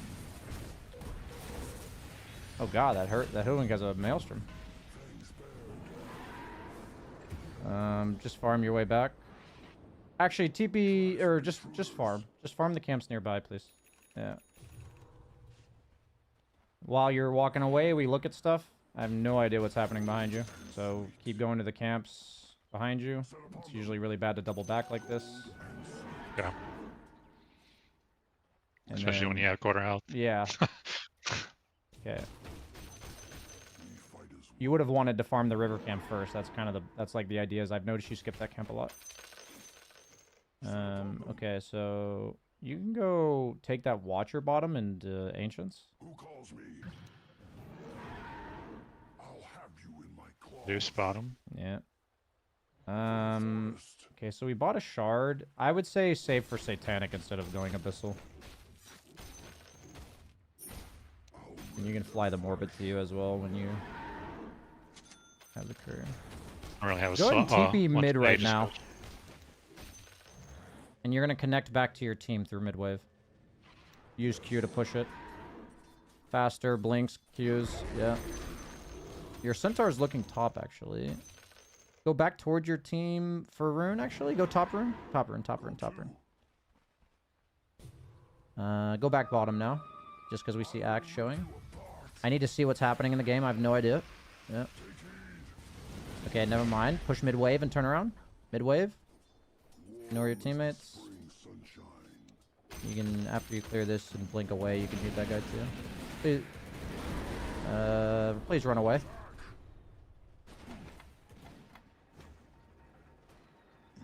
I'm getting lags, I don't know.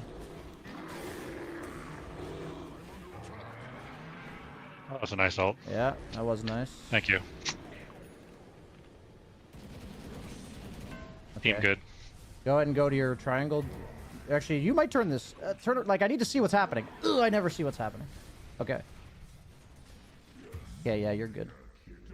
Please mute your entire team. They're really pissing me off. Yeah, well, I will in 1 second. Just want to make sure I'm safe first.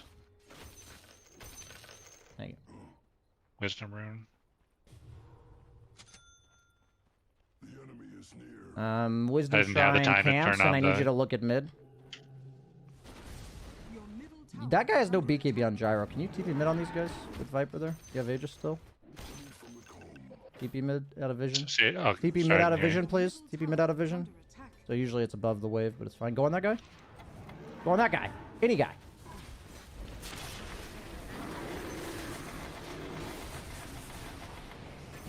Nice. Where are you?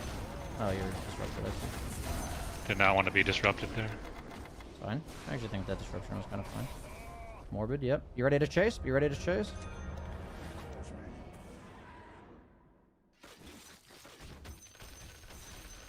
Okay. Check rune. Your blood is mine. Okay. Join with me. Go towards the hoodwink. I'm not ready. Bottom, sorry. We fight as one. So your job is to farm the way there. So you skip camps a lot. Can you don't go back to the camp. You skipped one. Yeah, you do this a lot. Strife. Don't skip Okay. camps. When they're dead. Put it down. Yep. Should I jump this hoodwink? Nope, just camps. Camps, camps, camps. Like, you could have jumped hoodwink, but we need to be faster about the camps, so I'm trying to make you prioritize the right stuff first. Enemies Go for the wave after these camps, so just keep going there. The forest. Fly yourself a TP with that courier. I don't know if you got one. Sit upon them. I got one. Okay.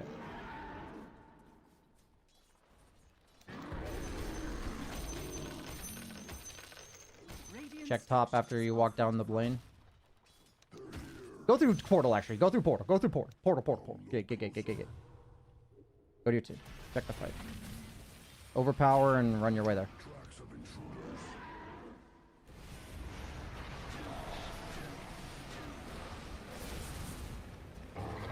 Looking good. Yeah, looking good. Be ready. Axe is going to go on somebody, I think. Or you can be ready to go on them. You're not afraid of anything.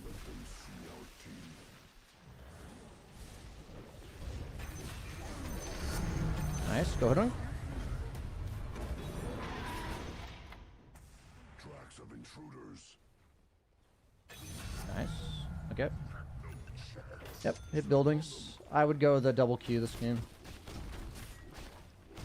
Double Q. Yeah, I'd go double Q. Yep. Enemies Oh, or shotgun has 2 charges. Okay. You up that abyssal? Radiant structures are fortified.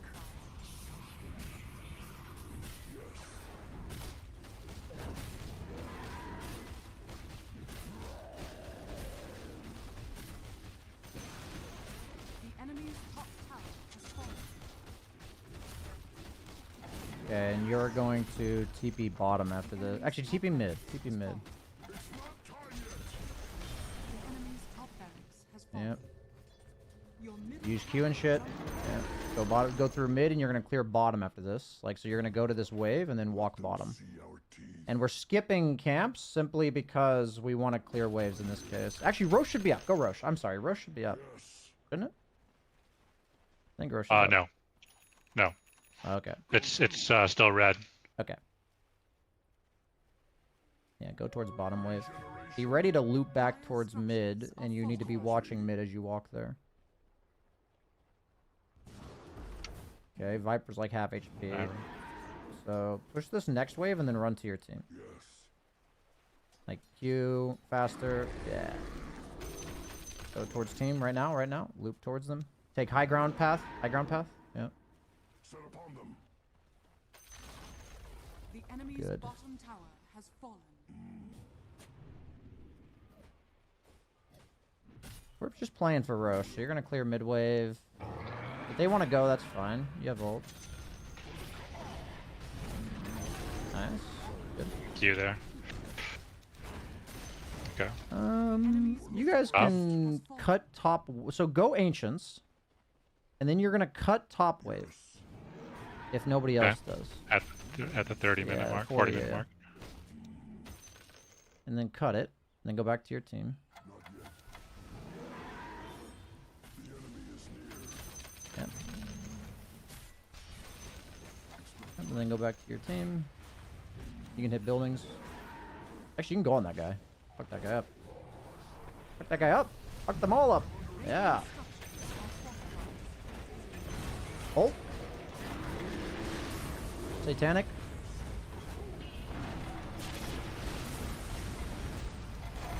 Nice.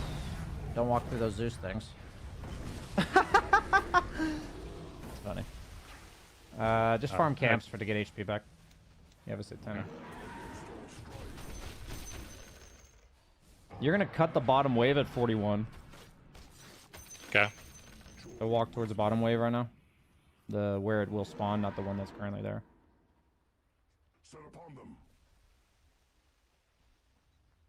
And walk back towards your team after this. Yep, you can blink back in. You're fine. What the fuck? Okay. You can blink your way to the tower. Actually, blink your way on that guy. Let that guy blink. Yeah. Don't have to dive. You're fine. Up to you. Yeah. Nice. Good. The enemy's middle tower has fallen.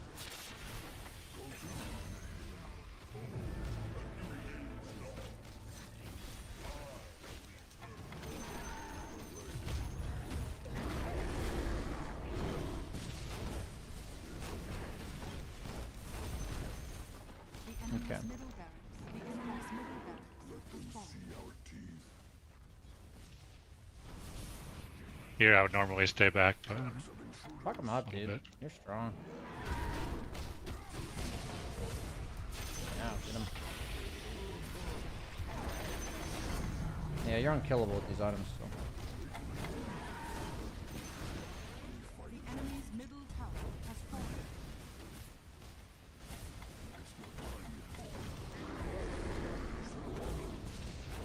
You need to press spells. Blink to the camp. Blink to the camp and Oh. use your satanic. Okay. It's funny. my blink, I was trying to go on the Zeus and my blink got canceled, kind of fucked me up. Yeah, I understand. I know the thought. You can go to the wave next, where you're gonna push buttons and then you break your train of thought because something fucked them up. I understand.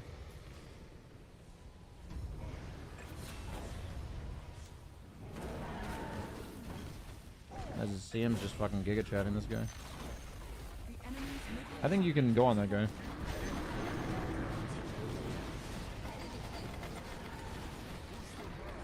Nice. Very manly. Glad we play Ursa.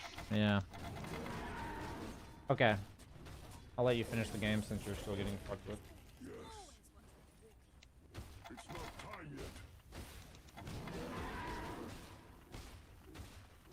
I'm under attack. Little rat. Alright. Okay. That was very illuminating for sure. Especially like in the mini-map stuff. Looking at that, that's totally like not in my muscle memory at all about how I played the game. And looking, and there's a couple things I did way more than I normally do. And then also there's some times where I've connected to my team that I might not normally have done. So, yeah, I'm glad to hear that. So my immediate feedback, which, you know, I did express some frustration during the game, and it's kind of funny, like, it wasn't meant to be directed towards you. I'm like, I actually don't know what's going on! Like, Yeah, no, yeah. I'm thinking to myself that I want to tell you what to do, and I can't tell you what to do because I don't see anything, right? So for me, it's nice to see, actually, just, like, I'm actually not consciously aware of how much information I collect. So I think that's I think that's interesting. I would like to first just give a PSA to you and everyone watching. You're literally playing the map like I'm telling you to play, and your teammate's upset about it. Okay? So Yeah. if people need, like, if you guys are playing for the approval of your teammates, you're going to play wrong. Like, period. That's the first step. So don't play according to teammates. It's not that you purposely don't listen to them, but don't do fundamentally incorrect things when they are bossing you around. Like, I needed to mute them because I'm like, I can't stand this shit. It's so annoying. So, and that happens to me in my games still. So, you know, it's like just one of those things. It's really important that we are able to push through that. So major notes in terms of mid game. Conscious decision to farm camps on the way. Yeah. So it is a decision. And a lot of it's the sense of urgency of the wave you're heading towards. What's the only way you can know how many camps to farm? By looking at the wave. Yep. Decide based on heroes missing, wave urgency, only known by checking wave. So I'm trying to show you Of how it's pushing. Yeah, how it's whether pushing. It's pushing or not. Is there 2 range creeps, 3 range creeps, no range creeps, so it's not pushing at all? That thing. So that's how. So did you have a question or just interesting? No, that makes yeah, it makes sense. Yeah. Okay. So basically, I want you to think of the waves like whack-a-mole, and you can know when the mole's coming, but you have to go hit it. You know, but you have to hit it when it's like efficient for you. So you farm camps until you get to the wave. So if the wherever the wave's gonna be is where you're working towards. So like imagine you're starting at that big camp next to tier 2. Like I'm just gonna share my screen with you. Real quick, you can stop sharing. Sorry. You're good. Oops, that's the wrong thing. So just to go through, I'm just gonna show you a mini map here. All right, just 1 second. Okay, let me stop sharing here. Just had a cat do something strange in the room. All good. You good now? You still there? Yeah. Can you hear me? Oh yeah, I think it disconnected instead of stop sharing. I can see you now. Okay. So the idea is like if you're here, for instance, and you want to farm this camp, then this camp, then this camp, what you need to do while you're looking at this is where will this wave be by the time you're done with these? Is it going to be here? Okay. In that case, you'll keep going. Is it going to be here? In that case, you go here. If it's not safe enough to go here yet, or it's not there yet, then maybe you go up here. Like you Yep. go like here, here, here, up here, right?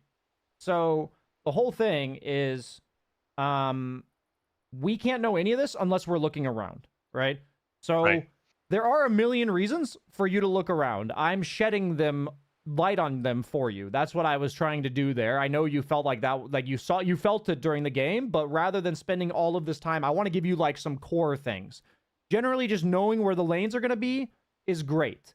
Looking at high pressure points in the game is great.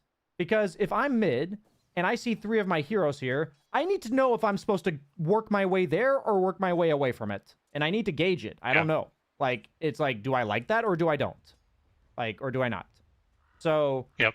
you know, I have to know that because I'm in mid and I see 3 heroes here. I don't know which way I'd like to go. I need to see it, right?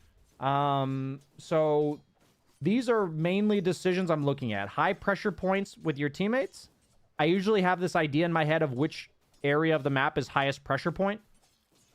That's just kind of a theoretical question to ask yourself.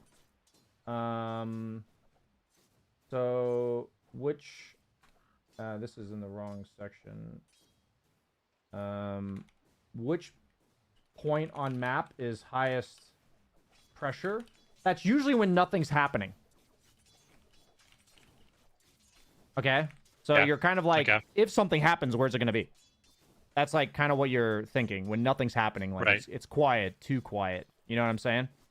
So you're trying to, you can kind of, it's actually not that impossible to kind of guess where the fight will be. Usually there's only like 2 or 3 possibilities. And oftentimes there's one most likely one, you know? But it's kind of just a exercise to get used to looking for that. And then the other part, okay, no, I don't have any other parts. I have said a lot to you today, so I don't want to overload you. I am going to assess a game from you in 2 weeks, or 1, whenever you think you're ready. I'm going to assess you purely on how much information I see from your player perspective. Yeah. Okay? That is all I'm going to do.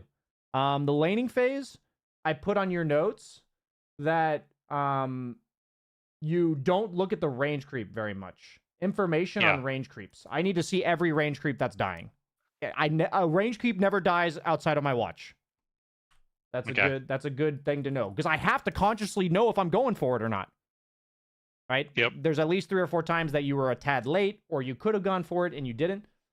Oh, I am going to show you a quick thing. Because I took note of this and this will be the last tip. So I'm going to judge your laning stage based on, where's the default? There it is. I'm going to judge your laning stage based on how many creeps I see and what I see the heroes doing. Okay? And then I'm going to judge your every rest of your game based on how many times you look around. I don't care if you make all the wrong fucking decisions with looking around. Okay? That's not what I care about. I care that you learn from this, right? That's what I care about. So, long run, you will make better decisions if you look around. Short term, I need you to look around. So it's all of these times where it's this combination of what's my next place I'm going? Where should I look? And for now, if you look anywhere, that's good. If you identify, oh, I'm going to small camp next. And then you do this. Oh, I'm going, like, I finished the small camp. Okay, I'm going here and shift queuing my way back to wave and looking here. You know? Yeah. Like, that's just what we want you to get in the habit of. And then I would rather you be looking around too much. There is such thing as looking around too much. But the tip I was trying to tell you, is to do this. Like where you pull the wave up here. Okay. So like in this spot, it would be that you have 2 creeps and you'd pull the creeps up here. Okay. So I was trying to tell you to do this. So you're not tanking them? No, it's so that the wave chases them for a longer amount of time. Like if I were to pull all of these creeps would spend time chasing rather than hitting, so it keeps enemy creeps live longer. Okay. You see what I mean by that? Yeah, because they're not hitting the enemy Yeah, creeps 'cause so the they're away goal from is that when the axe has his creep wave up here and your creep wave's down here, you can pull it this way to keep it alive. To delay. longer. Yeah, them. Okay. that's what I was trying to tell you to do. Yeah. Okay. The other option is that you can purposely have the wave meet you further outside a tower and then drag into your range, which you already knew. That was the thing you thought I was talking about. Right. Okay. Okay. That was my only other tip. But yeah, that's what the goal of VIP is, to assess a critical portion of your game. Most of the time, it's like all-inclusive, meaning like that problem will be pervasive throughout the entire game for most people. Yep. So I think we clearly identified what I think your biggest problem is, and I think you have a good idea of, from playing that live game, of what it feels like to play the game with that information, right? Oh yeah. That And was so, awesome. Yeah. yeah, it's awesome to hear, man. So the goal is every time you take a small step towards what I got you to do, that's a win. Okay. You know, that's another 100 MMR. You know, it's like, it's, you know, we don't need you to be 11K map awareness decision making. We just need you to be 2.7 and then 2.9. So yeah, that's my thoughts. I think looking around a lot more on the mini map will be a lot more than a couple hundred MMR. yeah. I'm saying every step, you know, Yeah. I'm saying Yeah. this skill applies for the rest of your Dota career. Like, you will always continue developing this. Like, Okay. it never ends. There's never ending things where you're like, I didn't expect that. Like, it just never stops happening. There's like infinite amount of information to be looking for, and the majority of players that I'm coaching just aren't looking. That's awesome. And only have I really been noticing lately that how much I can't do for you if I don't see it. So like, I'm like, Yep. oh shit, that's how much, just like, it's kind of hard to, you take it for granted what information you're collecting. You know what I mean? Like, you don't think about it. So it's kind of given me a fresh perspective on that. But yeah, man, any final questions? No, this is like super helpful. I'm really excited to work with this stuff. So yeah, thank you Awesome, very man. much. Great to hear. Awesome, man. I'll see you later. No problem. Awesome. Take care. Thank you. Okay.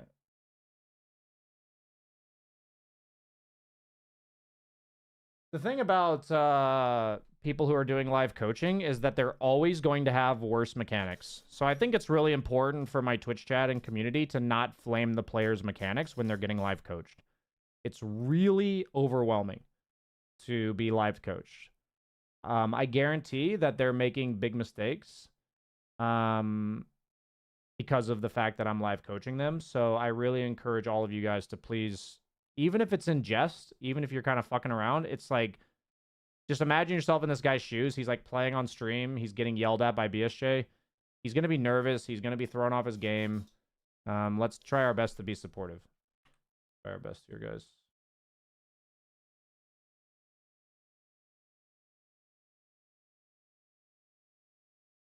His team made a good point. His team made no good points because their feedback was horrible.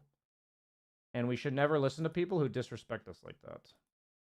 We can adjust our play, but when I say listen, I'm saying I'm going to mute you if you disrespect me like that. I'm not going to listen to you. Horrible feedback. We can take feedback from people who are disrespecting us, but I'm going to mute you after the first time because I don't need to hear it. Hey guys, I'm trying to book a welcome call, but it won't let me pick a time in December. It says all times in November are full. Welcome call. You can put a ticket on the Dojo Plus if that's what you're talking about, because Jacob can take care of that. He was doing good with all the pressure. He did a great job. And like, how about some fucking empathy from his teammates? Like, there's no empathy from his teammates. There's no patience. Like, they can assume he's like, you know, in a stressful situation or something's going on. Like, he's clearly, like, you know, they're all taking it personally. They're all flaming him. And they're just like, shut the fuck up and play your game.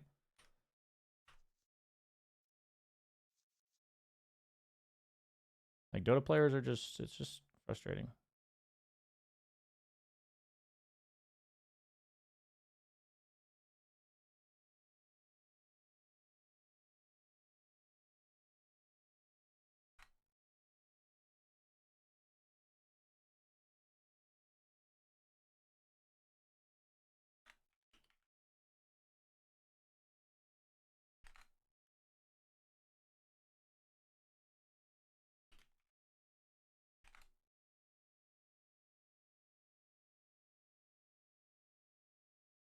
Do you think there is a different way to win or something like that? I remember they were saying Ursa's invisible doesn't exist and asking him to join. I'd play the same way as BSJ, but I'm wondering if I should ever reply to them. The thing is when people are critiquing you in a very abstract way, there's no way to respond. Do you know what I mean? Their critique is he's invisible. He's not doing anything. What do you want me to do with this information? Do you understand how there's like no clear... There's nothing they're telling you to do.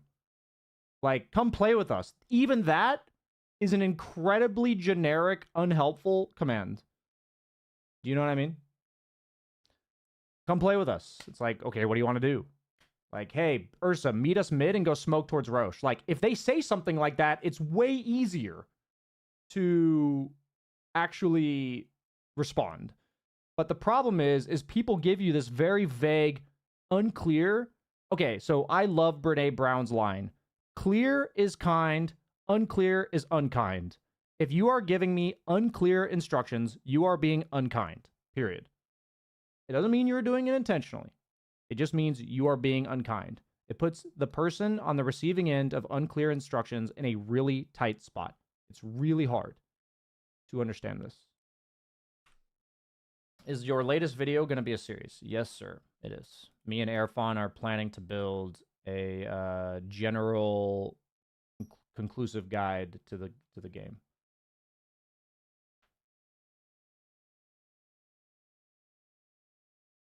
Hardest part of Dota is trying not to give into peer pressure from your teammates. Yep. It is very hard. In the Dota dojo, I am trying to come up with a way for people to queue together. I mean, there are channels for people to find teammates, but we probably need like a bot or something that helps people find teammates, because I think it just sucks that everybody seems to not have too much fun playing solo queue, and yet everybody's playing solo queue, or like a lot of people, not everybody, but a large portion of people are playing solo queue. And I honestly think there's so much power in just having people not bitch at you. And if I were to just have groups of 5 from Dota Dojo who don't even need like insane communication, they just need to not bitch at each other, it'd be so nice. Dude, Dota would be such a nice game if everyone was restricted to 20 words a game. Like, imagine if you guys played a party queue stack and you were restricted to 20 words a game. That would be a fun exercise.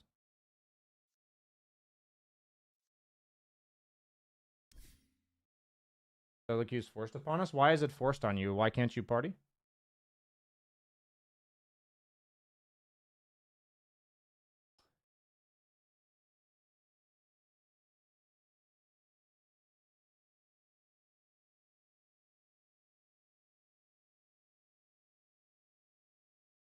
They removed the option? What do you mean?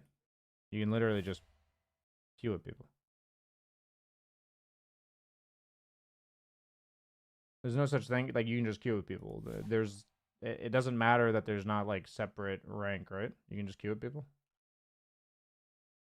Yeah, if you're 8.5k, you can't queue. For sure.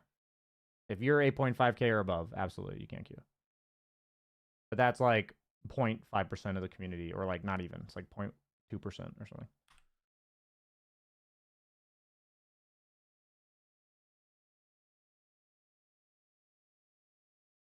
Party queue is horrendous, very imbalanced, and a lot of smurfs. I see.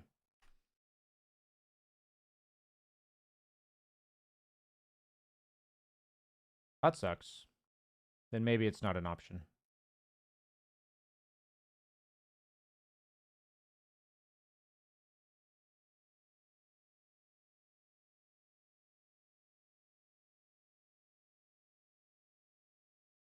Give us information about Airfon Dot. What's going on? He's a coach in the Dota Dojo. He's doing a class every week on Friday for Dojo Plus members. Him and I are working closely behind the scenes to create this series. Him and I are going to be in the future doing collaborations on stream. We're going to slowly but surely integrate and overlap and collaborate. That's the goal. So I really like Airfon, really good guy. I think his values and intentions and aspirations align with mine more than anybody else in the Dota scene, actually. So it's you know, I think he's the number one. He's my number one so far. I mean, I just say number one candidate for, you know, I chose very carefully to work with him, basically.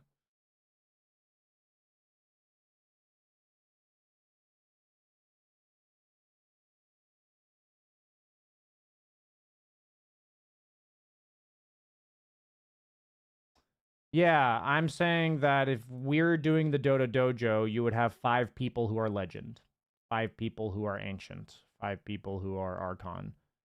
I think my idea of party queue is that people only play with their friends, and friends are often really different rank than you. My thought is that people can just find groups on the server and just play with 5 archons. And if somebody ruins your game, I can enforce it on the server. You know what I'm saying? There can be like a revival of Judge Jamma because I see somebody on your team go AFK and they're a member of the server and they get booted. You know what I'm saying?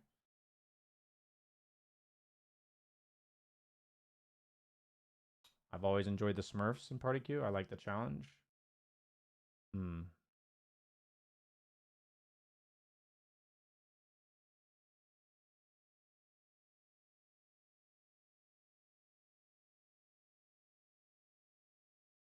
Yeah, just Smurf. Kappa.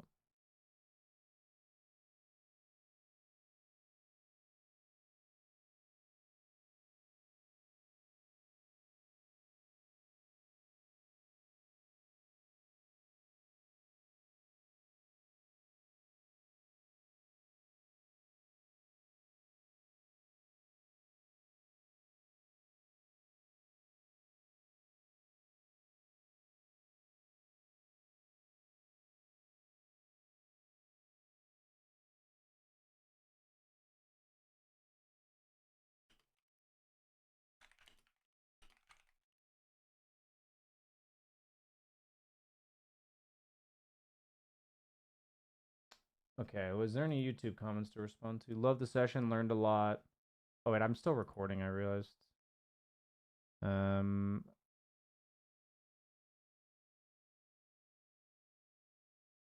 That's fine. People can listen to my chat. All good. That was Void 2500 carry VIP session.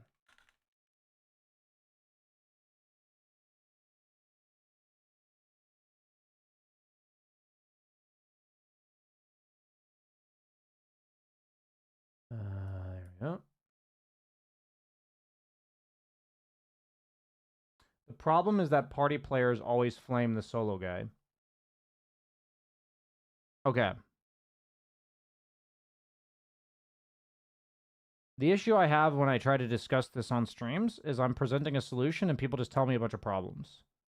Like if I'm talking about giving you guys parties to play with and you're saying, well, the party queue guys always flame solo queue guy. It's like, well, that's if we're not doing that, then that's fine, right?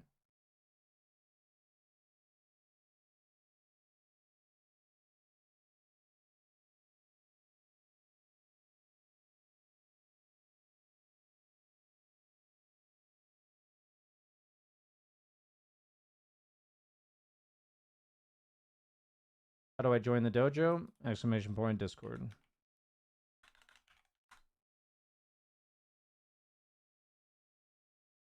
Han Yolo and Terra Chad, by the way, if you're still here. I know Han Yolo's still here. Thank you for the subs, guys.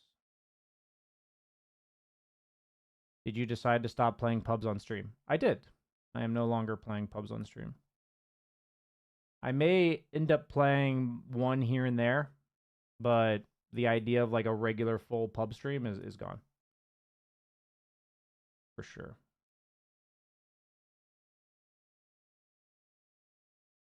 Duo queue feels really good as a support. That might be the best place for me to start, is a system for helping find people duo queue partners.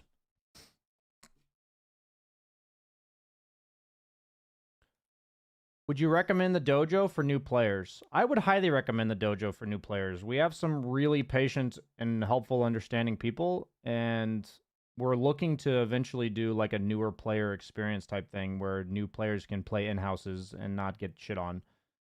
But I'd greatly appreciate it if you join in. And we don't have the best options for you right now, but you're welcome to ask questions. There's almost always people that are ready to help. I would just make sure you preface it with, "Hey guys, I'm really new to Dota and I have a question." You know, I would be very disappointed in the community if they weren't helpful. Or like if they were detrimental. You know what I mean? Why streaming makes you lose though? Honestly, it's just a really unenjoyable. It's a really unenjoyable experience to stream. I talked to Arafon about this today. It's really interesting. It's hard to talk about, but I knew he experienced and made the same decision as me before me because he described it really well. When you're playing pubs on stream, it feels like your viewers are like against you because there's like a lot of trolling. There's a lot of like subtle jabs at you for mistakes you make and stuff like this. And all of their intentions are good, so you can't really blame the viewer, but it's not a good experience. Like it doesn't like it he literally said, and I agree with this, it feels like you're on a separate team from your viewers. Like it doesn't feel like your viewers are on your team. Like it doesn't feel like you guys are all in this together, but when you watch content, when you like analyze games and you're trying to solve problems, it much more feels like the viewers are on your team. And that's like a good experience. And he summed it up really well. He summed it up better than I could have.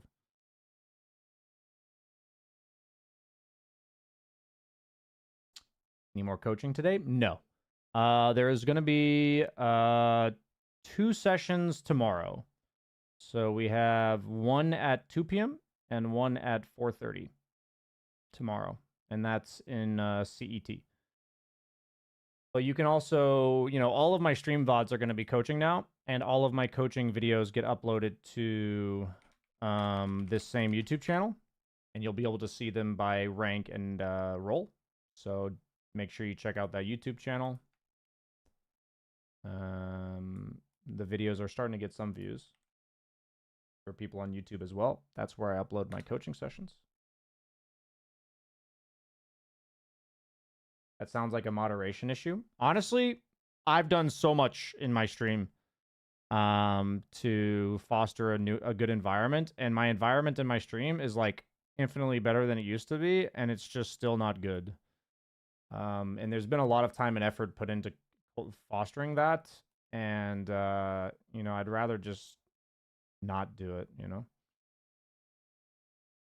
How much is coaching? It's 65 for 30 minutes. It's 120 for an hour, and it's cheaper if you buy it in bunches. You save like 5-10% if you buy it in bunches, like 5.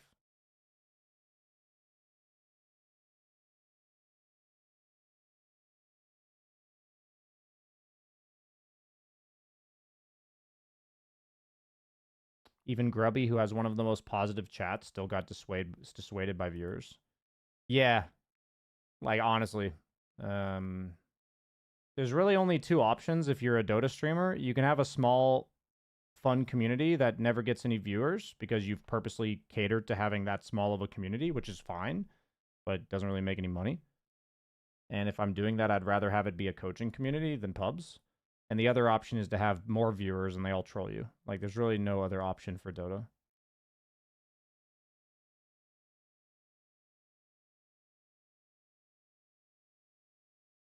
Can you share the loading screen name? Loading screen name. I'm not sure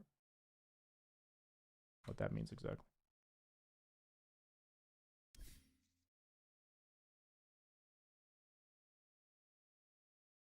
Dota dating app. We literally had an event called Dota 2 speed dating for viewers, or for Dota Dojo members. This happened like 2 months ago.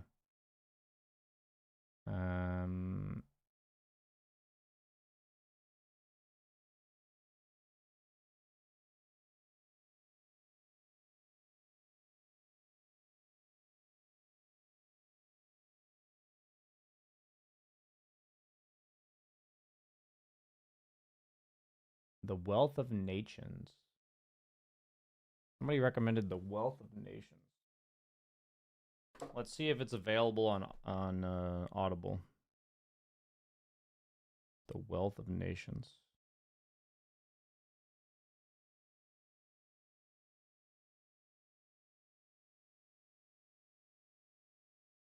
Yeah, it is. I'll buy it. Wait, no, it's not the...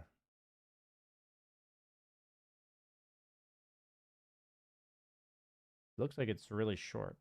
Oh no, 36 hours. Well, I'll buy it, sure.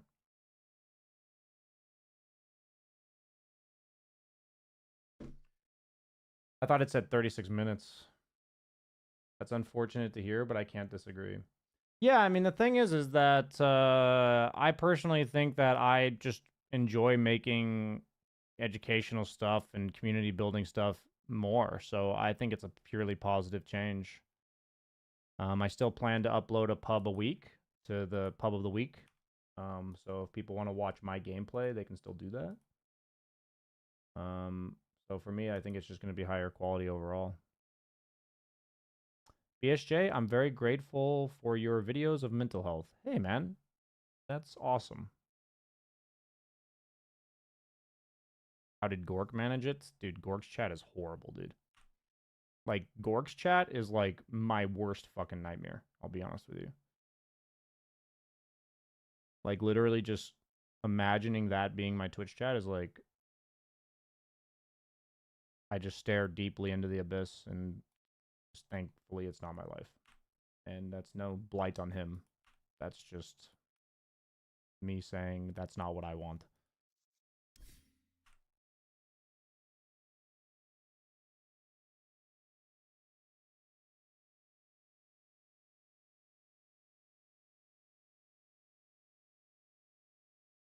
Nothing beats Arteezy's chat. Dude, Arteezy's chat's horrible. That chat's fucking horrible as well. Variety win? Honestly, I'm really considering a podcast.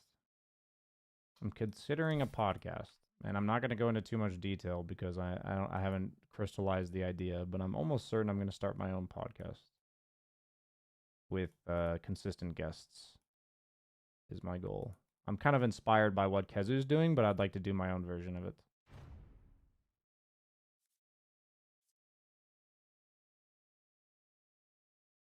Dota podcast or general podcast? It would be a podcast about coaching and teamwork.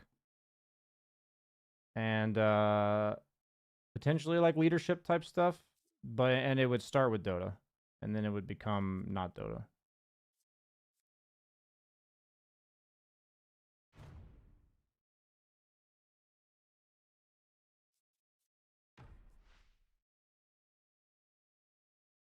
Wait, what? Can I not just make it? Oh, I have to have more of these? Holy shit. Do you enjoy the game like before? Honestly, playing off stream is really nice. I really missed it. Like, I mean, ever since I started, it's just 6-1 off stream. I played a game today. Ultra Bing chill game here. Just fucking destroyed this game. I died at level 1, and then I fucking destroyed everybody. Marcy OP.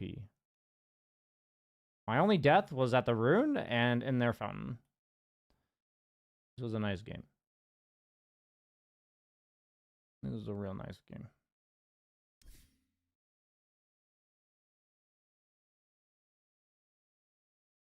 I honestly enjoy Dota so much. It really has nothing to do with new patch or anything. It's like...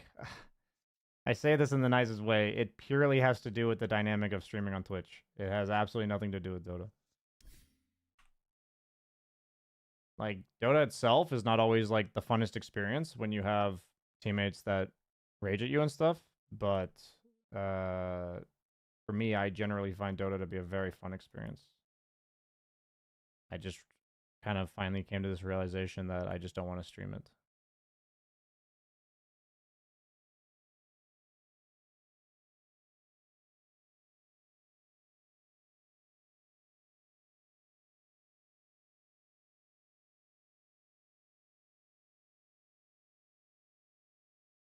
Maybe you could replay review some games you play off stream. The pub of the week is going to be one game a week that I do that. I plan to do exactly that. The pub of the week is going to turn into a replay review of my own replay.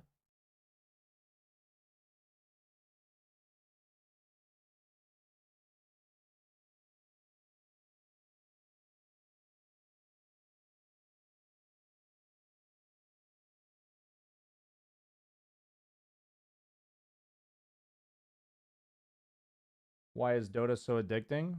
Because it consumes 100% of your focus. I think it's really the perfect escape from life in terms of how the game operates.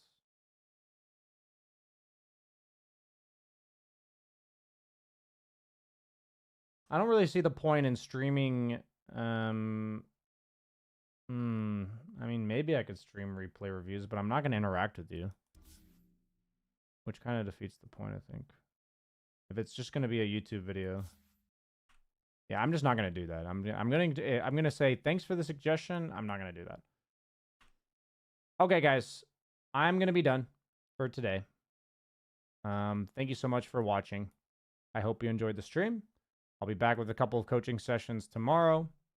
And I hope to see you guys there. Check out the new YouTube video. I'm really proud of it. It's the highest ever YouTube video I've ever made. It's going to be the beginning of a long series that I'm working on to build effectively a foundational guide to the game of Dota 2. So, thanks for watching, everybody. I'll see you later.